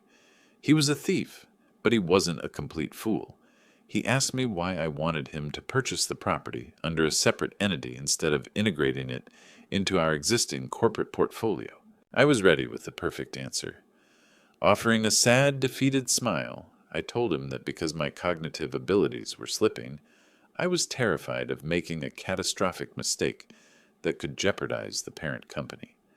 I explained that if he placed the asset inside an independent LLC, it would be completely shielded from any potential fallout caused by my mental decline. I assured him that Black Holdings would act as the corporate guarantor for the entire $15 million acquisition loan. He wouldn't have to risk a single penny of his own capital. He just needed to sign the purchase agreement as the owner of his new company, use our corporate backing to secure the credit, and then reap the massive profits once the development launched. I framed it as the act of a father trying to protect his son's future from his own inevitable downfall. The bait was golden and completely irresistible. I could see the greedy calculations flashing rapidly behind his eyes. In his twisted mind, he believed he was orchestrating the most profitable week of his life. Not only was he planning to oust me and seize control of my $800 million empire at the board meeting next week, but now I was handing him a separate $15 million asset on a silver platter. It was a staggering windfall, an unearned fortune that catered perfectly to his parasitic nature. He could use this new LLC to funnel wealth to Monica and Patricia, completely outside the view of our standard corporate auditors. The temptation overwhelmed any residual caution he might have harbored. Derek closed the prospectus, his face flushed with triumphant greed. He offered me a sweet smile, thanking me profusely for my incredible generosity. He promised he would handle the acquisition flawlessly, protect the asset, and make me incredibly proud of the man he was becoming. Nodding slowly, I offered a weak smile and told him to contact his attorneys immediately to begin the filing process for his new company. I instructed him to work with Gregory to draft the formal financial guarantee from Black Holdings, assuring him that my signature would be on the paperwork before the end of the day. He stood up, clutching the heavy prospectus tightly against his chest like a stolen prize. He floated out of the office with a light, energized step, entirely convinced he had successfully conquered my entire world. I watched the door click shut behind him. The exact moment the latch dropped, the fragile, weakened disguise I had carefully maintained vanished instantly. I sat up straight, adjusted my tie, and smoothed the lapels of my suit. Reaching across the desk, I swept the ordinary prescription bottles straight into the wastebasket. The trap was now completely set. By accepting the deal and forming the independent company, Derek had legally bound himself to a massive financial obligation. He believed my guarantee would protect him entirely, completely unaware that I was preparing to sever that lifeline at the most catastrophic moment possible. The golden carrot had been swallowed whole, and the heavy steel barb was now firmly lodged deep in his throat, ensuring his absolute, undeniable destruction. Vance's surveillance network was nothing short of a masterpiece in digital espionage. Less than 20 minutes after Derek left my office, the encrypted audio feed on the monitor in my private study illuminated. Derek was sitting in the back of his luxury chauffeured vehicle, frantically dialing a conference call to his wife and mother-in-law. I leaned back in my chair, holding a glass of scotch, listening to the breathless excitement in his voice. He relayed the entire conversation we had just completed, painting himself as a brilliant manipulator who had just successfully swindled a decaying fool out of a $15 million golden ticket. He laughed with cruel delight at my feigned confusion, mocking my trembling hands and my apparent inability to comprehend basic corporate strategy. He told them about the suburban commercial land deal, emphasizing my willingness to let him hold the asset in an independent LLC with Black Holdings acting as the corporate guarantor. Monica shrieked with delight, her sharp, piercing voice cutting through the speakers. She instantly began calculating how much the eventual profits would add to their offshore accounts. But Patricia remained silent. When she finally spoke, her voice was low, calculating and dripping with an insatiable, venomous greed. Patricia told Derek to stop celebrating and start thinking like a true predator. She analyzed my offer with the paranoid mind of a seasoned grifter. She pointed out that if Black Holdings acted as the formal guarantor for this $15 million loan, the corporate board of directors would inevitably demand a thorough review of the transaction. They would require regular audits of the development, and they would undoubtedly demand a significant percentage of the final profits as a condition for carrying the financial risk. Patricia argued that my senility might be useful, but the rest of the executive committee remained sharp and incredibly dangerous. She told Derek that involving the board in this deal was a massive vulnerability. If any of the senior directors scrutinized the independent company, they might uncover the Lumina Design Shell Corporation. They might discover the embezzled funds. Patricia insisted they couldn't risk exposing their entire shadow operation just to secure a corporate endorsement for the land acquisition. She announced that they needed to cut Black Holdings out of the equation entirely. They needed to seize absolute control of the asset to ensure they kept 100% of the astronomical profits for themselves. Derek hesitated, his natural cowardice surfacing briefly. He asked Patricia how they could possibly secure a $15 million commercial real estate loan without the massive weight of black holdings backing their credit. Patricia laughed, a harsh, dismissive sound that echoed through my study. She told him he was thinking too small. She reminded him that through their embezzlement scheme, they had already accumulated a massive fortune. More importantly, she reminded him of the sprawling, ultra-luxury estate he lived in, the magnificent property I had purchased for him in full on the day of his wedding. Patricia outlined her brilliant catastrophic strategy. She instructed Derek to immediately apply for a massive, high-interest mortgage against his unencumbered mansion to secure the initial liquidity. Then she told him to leverage Lumina Design. Since Lumina Design was receiving hundreds of thousands of dollars in fake consulting fees from my company every single month, it looked like an incredibly successful, cash-rich business on paper. Patricia proposed using their shell corporation as the primary cross-guarantor to secure the remaining balance of the $15 million acquisition loan.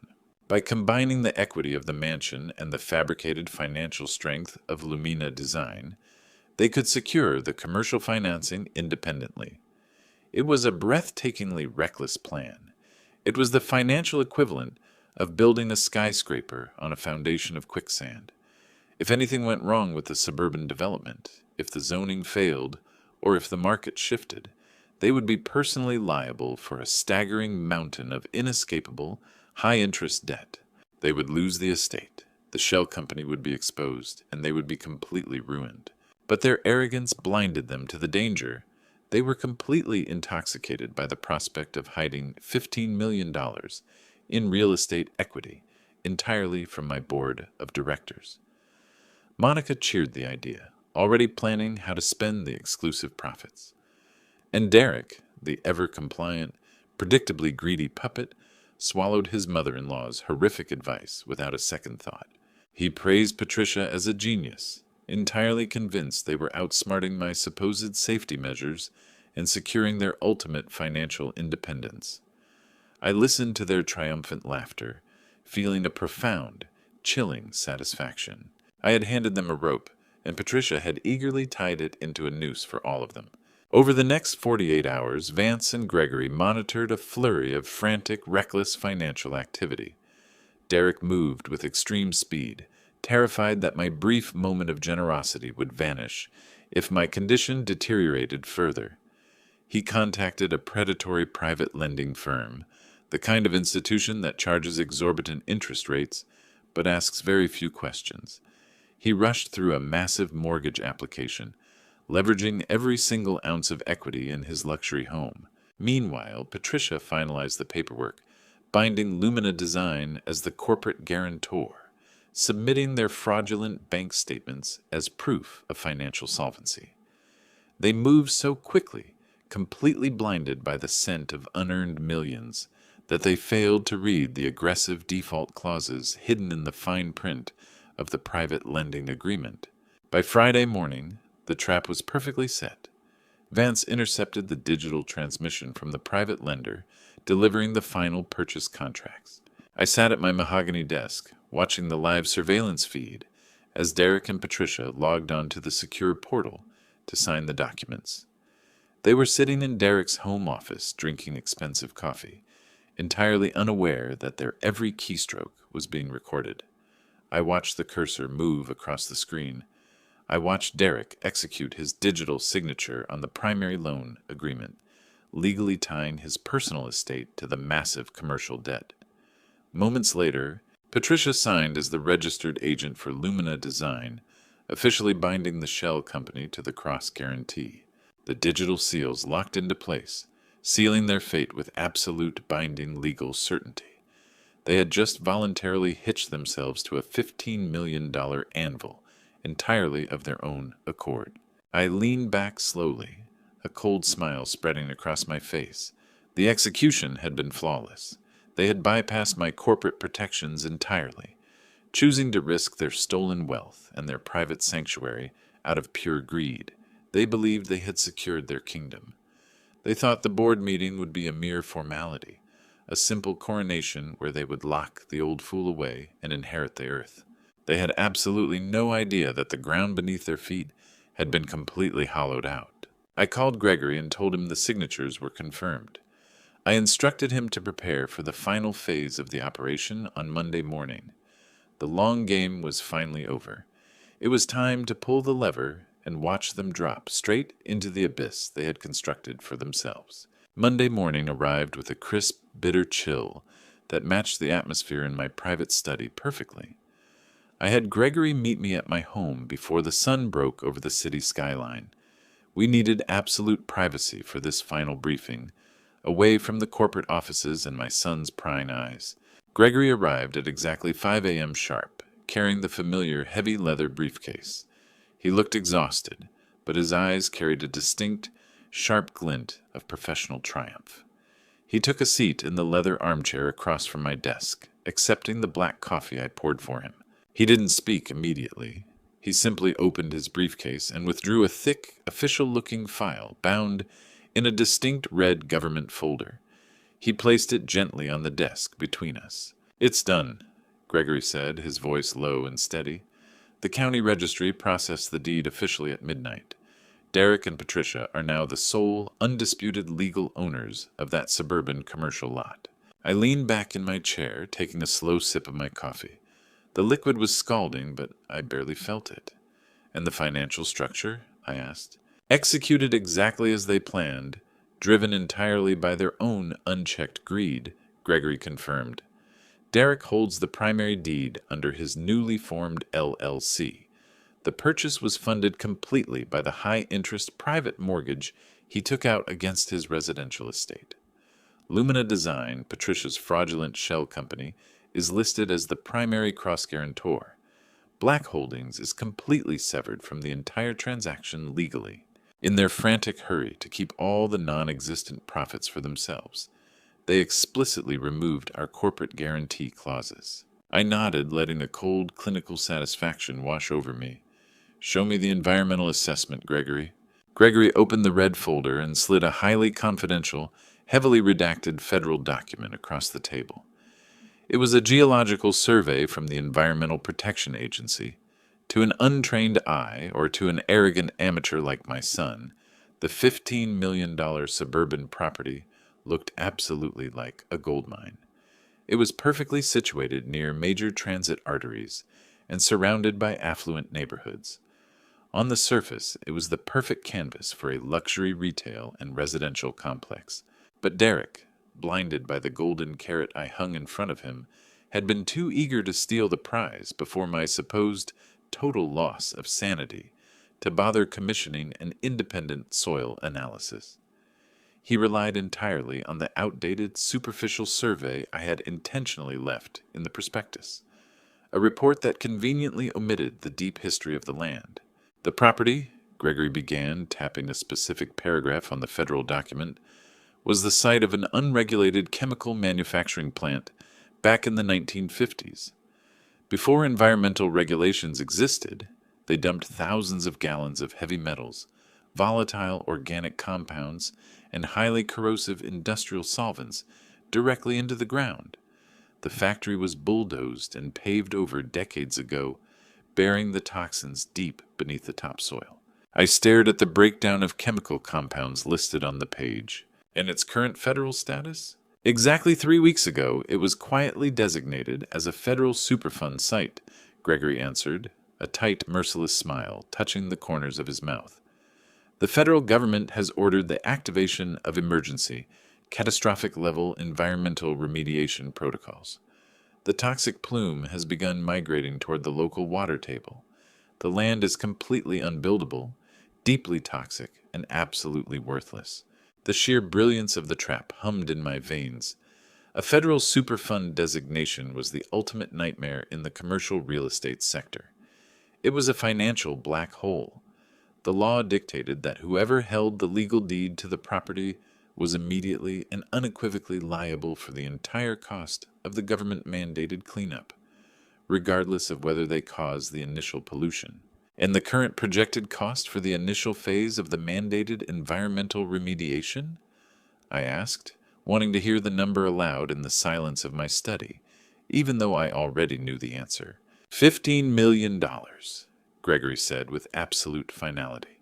That is just the preliminary estimate for excavating and disposing of the contaminated soil. It doesn't include the ongoing federal fines, the legal penalties, or the secondary groundwater purification protocols. And because the liability is federally mandated, it cannot be discharged in standard bankruptcy proceedings. I closed the red folder, running my hand over the smooth paper. Derek thought he had stolen a $15 million asset. In reality, he had just voluntarily purchased a $15 million federal liability.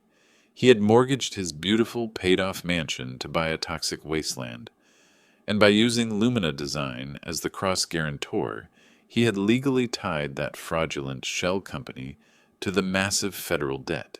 They wanted 100% of the profits, I murmured, the irony tasting both sweet and sharp on my tongue. They didn't want to share a single dime with the Black Holdings Board, so they manipulated the paperwork, isolated their own company, and kicked us out of the deal completely. In their desperate rush to rob me, they built an ironclad legal wall that protected my empire from the fallout. They assumed all the risk. Precisely, Gregory confirmed. If you had forced Black Holdings to guarantee that loan, our corporation would be on the hook for that $15 million cleanup. We would be facing a total catastrophe. But by playing the role of the fading, senile old man, you convinced Derek that he needed to protect the asset from your supposed incompetence. Patricia's greed did the rest. She manipulated him into leveraging their stolen wealth to lock down the property. They built their own financial prison, locked themselves inside, and handed you the only key. The absolute perfection of this poetic justice was staggering. Derek had believed my mind was deteriorating. He thought my accidental mistakes and misplaced documents were symptoms of aggressive Alzheimer's disease. He never considered that a man who spent 40 years navigating the most treacherous corporate waters in the world might be guiding him into a meticulously planned ambush. He looked at the property prospectus and saw a shortcut to unimaginable wealth. He failed to realize that the shortcut led directly off a cliff. What happens when the private lenders realize their collateral is a toxic Superfund site? I asked, looking out the window as the first light of dawn began to paint the sky in shades of purple and gray. The private lenders will call the loan immediately, Gregory explained, his tone completely devoid of pity. They will seize Derek's residential estate before the end of the month. They will aggressively liquidate his personal bank accounts to cover the massive deficit. Then the federal government will pursue Lumina Design for the unpaid environmental cleanup costs.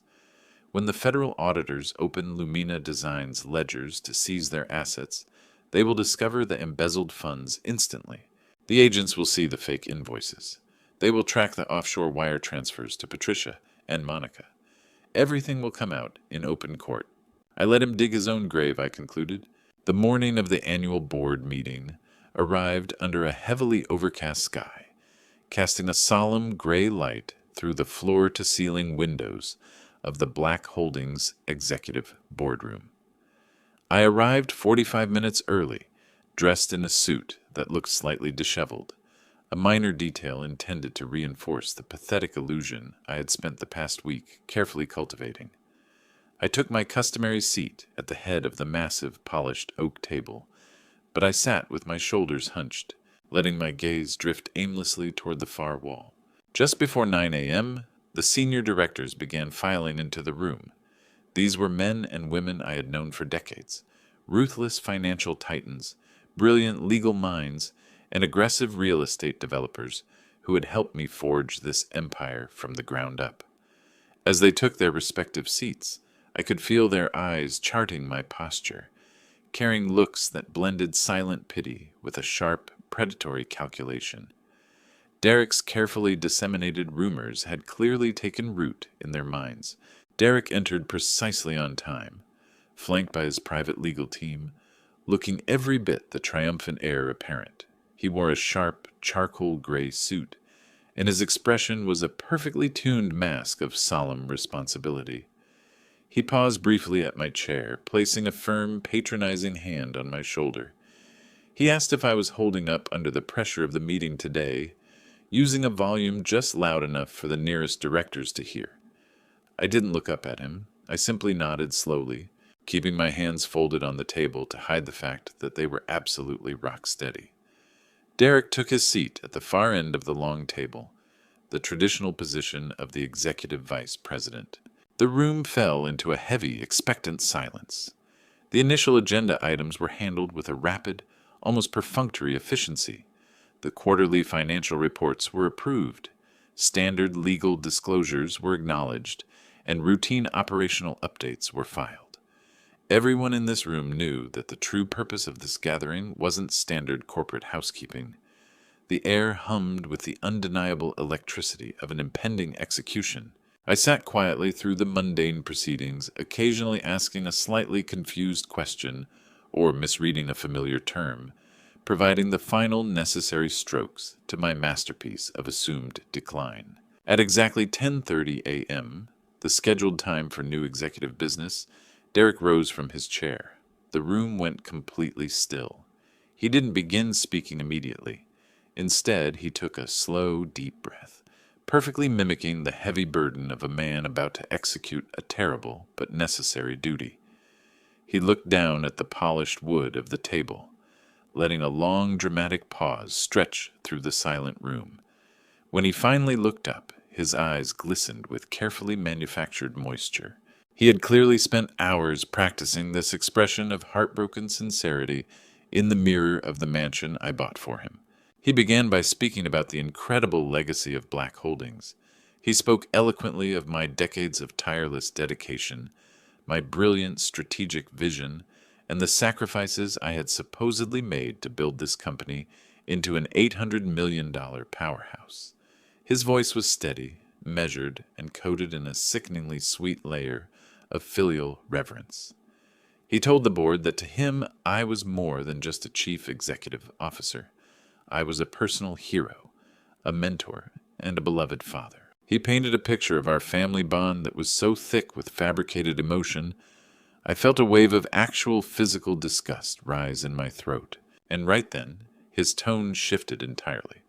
The forced reverence melted away, replaced by a heavy, trembling display of grief. He announced to the silent room that sometimes the greatest act of love a son can show is admitting when his hero can no longer fight his own battles. He claimed that over the past 6 months, his family had noticed a severe, heartbreaking decline in my cognitive abilities. He went on to describe my calculated lapses in memory, my staged confusion over basic financial documents, and my supposed inability to follow simple corporate strategies. He looked around the room, making direct, mournful eye contact with the most influential directors, assuring them that he had done everything in his power to hide my worsening condition just to preserve my dignity. Derek then reached into his tailored briefcase and pulled out a thick, sealed manila envelope. With maximum dramatic flair, he ripped the seal open, the sharp tear echoing through the silent boardroom. He slid the documents across the table, the fraudulent medical file put together by Patricia's corrupt associate, Dr. Thorne. Derek announced that he had recently convinced me to undergo a comprehensive, independent neurological evaluation. He claimed, his voice cracking with a perfectly timed sob, that the results were absolutely devastating. He then instructed his legal counsel to distribute certified copies of the medical file to every single board member at the table. I watched in total silence as the thick stacks of forged papers were passed along. The directors opened the folders, their eyes scanning the dense medical terminology, the fabricated brain scan analyses, and the definitive fraudulent diagnosis of aggressive early-onset Alzheimer's disease. I could hear the soft rustling of paper and a low murmur of concerned whispers rippling through the room. Derek let the devastating information settle in their minds for a few moments before speaking again. He wiped away a single fake tear from his cheek and squared his shoulders. He declared that the medical evidence was undeniable and that my condition had deteriorated far beyond control. With passionate, aggressive logic, he argued that Black Holdings could not survive with a compromised mind at the helm. He stated that recent market volatility demanded sharp, decisive leadership, something the medical report explicitly proved I could no longer provide. He played the part of the dutiful corporate protector flawlessly, insisting he wasn't seeking power for himself, but was stepping up to shield his father's grand legacy from destruction. He then reminded the board of the specific, obscure clause buried deep within our bylaws, the medical incapacity proxy clause. He stated that the founding documents clearly established a fiduciary duty for the board to enact emergency measures in the event of severe, medically certified cognitive decline, transferring executive authority immediately and involuntarily to the active vice president. He looked directly at me, his eyes completely devoid of warmth despite his mournful tone. He told the board it was time to let the old lion rest. With one final heavy sigh, Derek officially submitted the forged medical file into the official corporate record.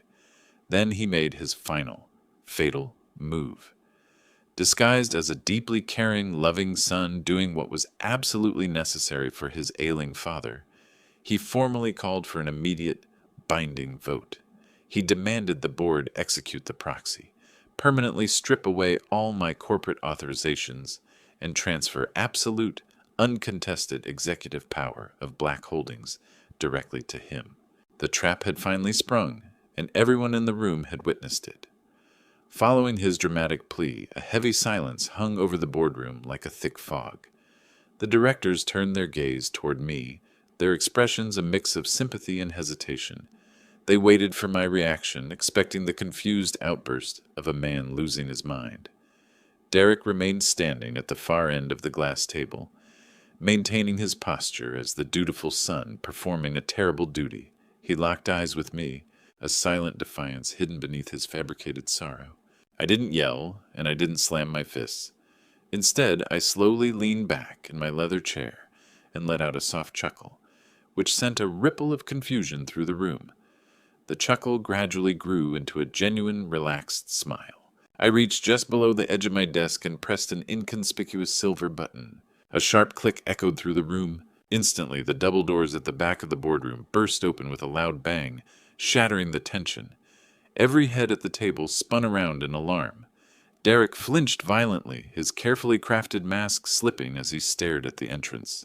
Gregory walked into the room with a calm, authoritative stride. My trusted counsel wasn't alone. Flanking him were two large men in dark suits, whose presence instantly shifted the atmosphere from a corporate dispute to a criminal investigation.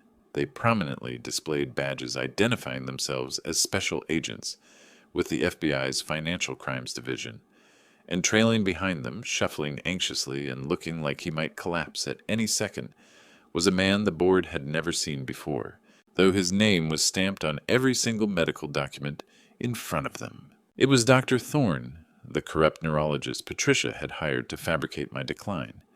He looked absolutely pathetic, pale, trembling, and covered in a nervous sweat. He clutched a leather briefcase to his chest like a shield, his eyes darting frantically around the room before locking onto the floor. He refused to look up. The directors erupted into a wave of bewildered whispers. The chairman of the board stood up, demanding to know the meaning of this interruption. I raised my hand, silencing the room with a simple, authoritative gesture I hadn't used in weeks. The sudden return of clarity and absolute command in my voice caused several directors to blink in surprise. I spoke calmly to the room, thanking Derek for his moving, though entirely fictional, performance. I watched my son's face turn completely white, the flush of victory draining instantly, replaced by a creeping, ice-cold terror. I pointed toward the trembling doctor at the door. I informed the board that before they cast any votes regarding my capacity, they needed to hear from the man who had supposedly diagnosed me. Gregory stepped forward formally, introducing the federal agents and Dr. Thorne. He explained that Dr. Thorne was present under a specific, mandatory federal plea agreement. Communications intercepted by federal authorities proved beyond a shadow of a doubt that the medical file on the table was a complete fabrication. Thorne had accepted massive bribes from Lumina Design to alter the records, a severe felony that threatened his license and his freedom. To avoid the maximum penalty, The doctor had agreed to wear a wire during his final meeting with Patricia, providing a complete confession regarding the entire conspiracy. The boardroom erupted into a chaotic shock. Directors frantically flipped through the fraudulent medical files.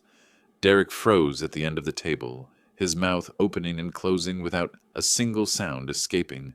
The illusion of the dutiful, loving son shattered instantly, exposing the terrified, cornered thief underneath. One of the federal agents stepped forward, his flat, professional monotone cutting through the noise.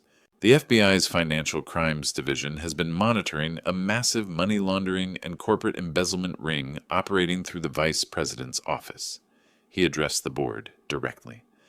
Millions of dollars have been siphoned from Black Holdings under the guise of fraudulent consulting fees and routed directly into offshore accounts controlled by Derek and his mother-in-law. The agent turned his gaze to Derek, whose knuckles were completely white from gripping the edge of the table. The agent announced that the Financial Crimes Division had just executed coordinated raids on the primary offices of Lumina Design and Derek's residential estate. He detailed the incredible financial trap Derek had blindly walked into just 3 days prior.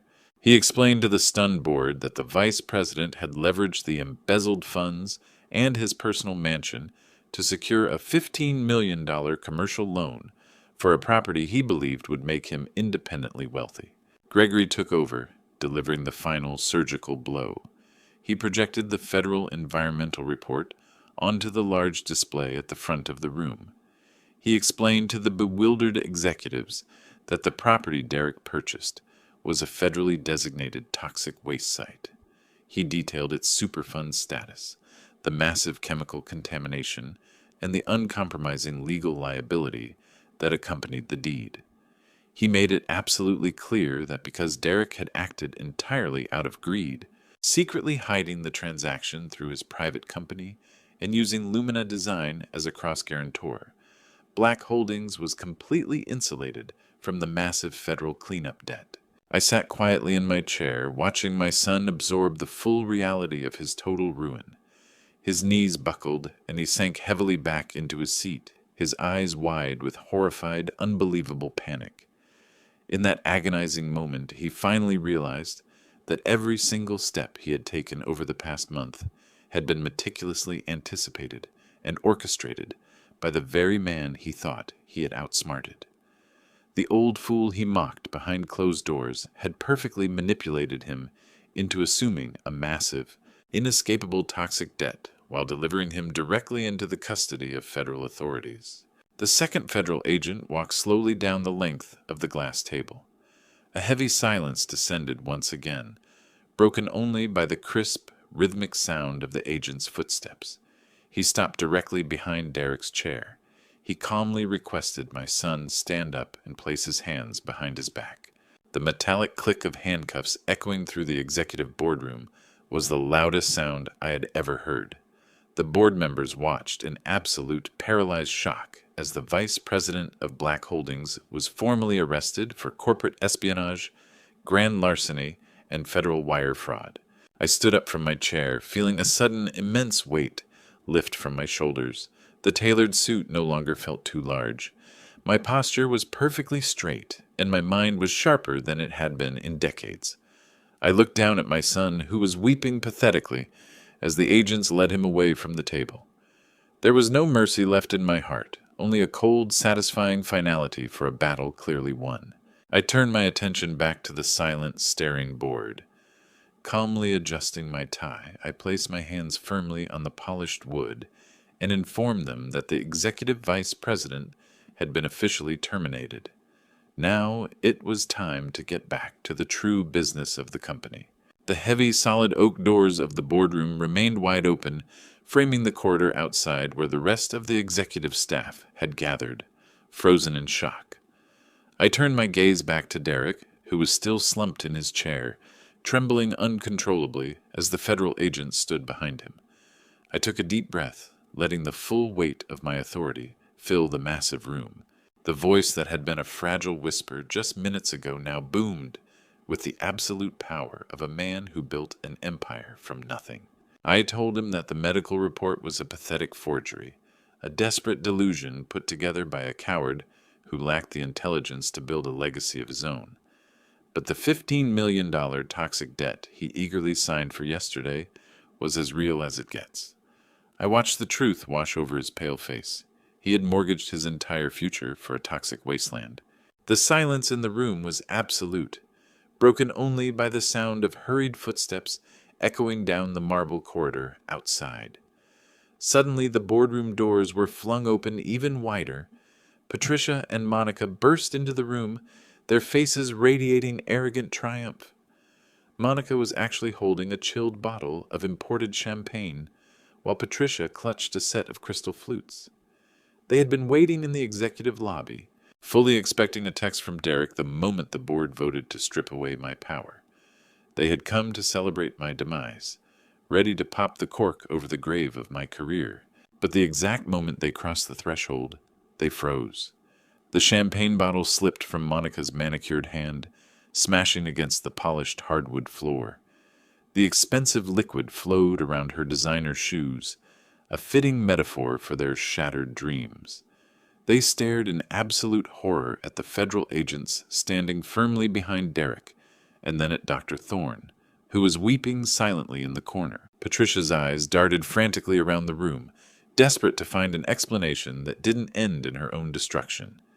She looked at the board members, who stared back with undisguised disgust. She looked at Derek, hoping to find her arrogant puppet, but saw only a broken, weeping child.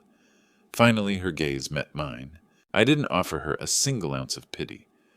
Reaching into my briefcase, I pulled out a thick stack of financial documents. I slammed the heavy folders onto the glass table, the sound cracking like a gunshot. I told Patricia that those files contained every single fraudulent invoice, every hidden offshore wire, and every piece of devastating evidence regarding Lumina Design. I explained to everyone in the room that for the past year, both women had been actively conspiring with my son to embezzle $800,000 from Black Holdings. Monica let out a sharp, hysterical gasp, bringing her hands to her mouth. Patricia stepped backward, shaking her head in frantic denial, insisting it was all a terrible misunderstanding and that Derek had forced them into it. I ignored her pathetic lies. Looking directly at Derek, I delivered the final crushing blow. I told him that the predatory private lending firm had already been notified of the fraudulent cross-guarantee they used to secure the commercial land loan. Because they had intentionally falsified the financial stability of Lumina Design, the bank had triggered an immediate default clause. I informed him with cold precision that his luxury estate had been officially foreclosed upon this morning. They were completely homeless. Furthermore, the federal government was already preparing to seize their remaining assets to cover the $15 million environmental remediation penalties for the toxic waste site. They carried absolute personal liability. The immense scale of their ruin finally crashed down on them like a collapsing building. Derek slid from his chair, falling heavily to his knees on the boardroom floor. The arrogant heir apparent, the man who had confidently planned to lock me away in a high-security ward, was now crawling toward my shoes. He reached out with trembling hands, pleading through agonizing sobs. He begged me to reverse the deal, to use the vast wealth of Black Holdings to pay the federal fines, to save his house, and to protect his wife. He cried out that I was his father and that I had to protect him because he was family. I looked down at him with a detachment so profound it felt like I was observing a stranger. I told him he forfeited the right to call me family the exact moment he plotted to erase my existence. Patricia began to scream in a raw, unmasked panic. She shrieked that she was a respected member of society, that she couldn't go to prison, and that her reputation would be ruined. One of the federal agents calmly stepped forward, producing a second warrant with Patricia's name on it. He informed her that the FBI didn't care about her social standing, only about the $800,000 she actively helped steal from my company. Monica fell back against the wall, sliding down to the floor as she realized her endless life of luxury was permanently over. She would have nothing left but the memory of the wealth she had tried so greedily to steal. The boardroom remained completely silent as every director watched the spectacular collapse of the conspiracy. I stepped away from Derek, making sure to keep my polished shoes completely clear of his reach. I looked down at the three of them, a pathetic tangle of broken ambition and exposed betrayal. My mind drifted naturally back to the dinner on my 71st birthday, the exact night this entire nightmare truly began. I remembered sitting at the head of my table, surrounded by the people I supported and loved, yet feeling an invisible wall of deception rising between us. I vividly recalled the cold, dismissive, and arrogant glances they secretly exchanged when they foolishly thought I wasn't looking. I remembered how they rushed through the celebration, eager to get back to their schemes, treating my milestone as nothing more than a tedious obligation. I focused my gaze on Derek, who was still weeping on the hardwood floor. My voice was quiet, but it carried clearly to every corner of the massive room, sharp and unforgiving. I told him that on my birthday they were all far too busy to simply sit down and share a meal with me. I reminded him of their hurry, their fabricated urgency, and their profound disrespect. I paused deliberately, letting the cold reality of my next words sink completely into his terrified mind. I told him he would never have to worry about rushing through a meal ever again.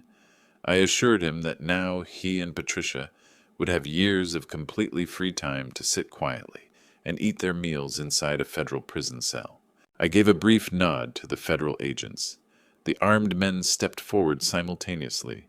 The heavy metallic click of handcuffs echoed through the silent room, permanently sealing their absolute destruction. Monica watched in pure terror as the federal agents escorted her weeping husband and screaming mother out of the executive boardroom. She had miraculously managed to keep her signature off the official purchase documents and the fraudulent corporate shell accounts, which saved her from immediate prosecution. However, that legal separation offered no real protection from the brutal reality of her new circumstances. The bank had seized her magnificent estate at dawn. The federal government had frozen their joint bank accounts to secure the initial collateral for the $15 million toxic cleanup. She was left entirely destitute. I stood silently at the head of the glass table, watching my private security team politely but firmly escort her out of the corporate building. She left with absolutely nothing but the designer clothes on her back. The boardroom slowly emptied out until it was just Gregory and me standing together. I walked over to the towering floor-to-ceiling windows, looking down at the bustling city streets below. I watched the sleek federal vehicles pull away from the curb with their lights flashing, carrying the remnants of my betrayers toward their ultimate destination. I felt a deep serenity descend upon the room, a profound quiet I hadn't experienced in over a year. Turning away from the glass, I looked directly at Gregory, who was efficiently packing the remaining legal files into his briefcase.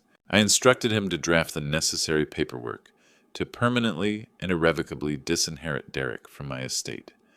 I told him to completely restructure my personal will and the founding corporate bylaws of Black Holdings.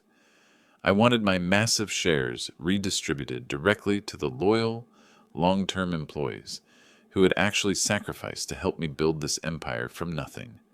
Furthermore, I directed Gregory to establish a massive, independently managed scholarship foundation.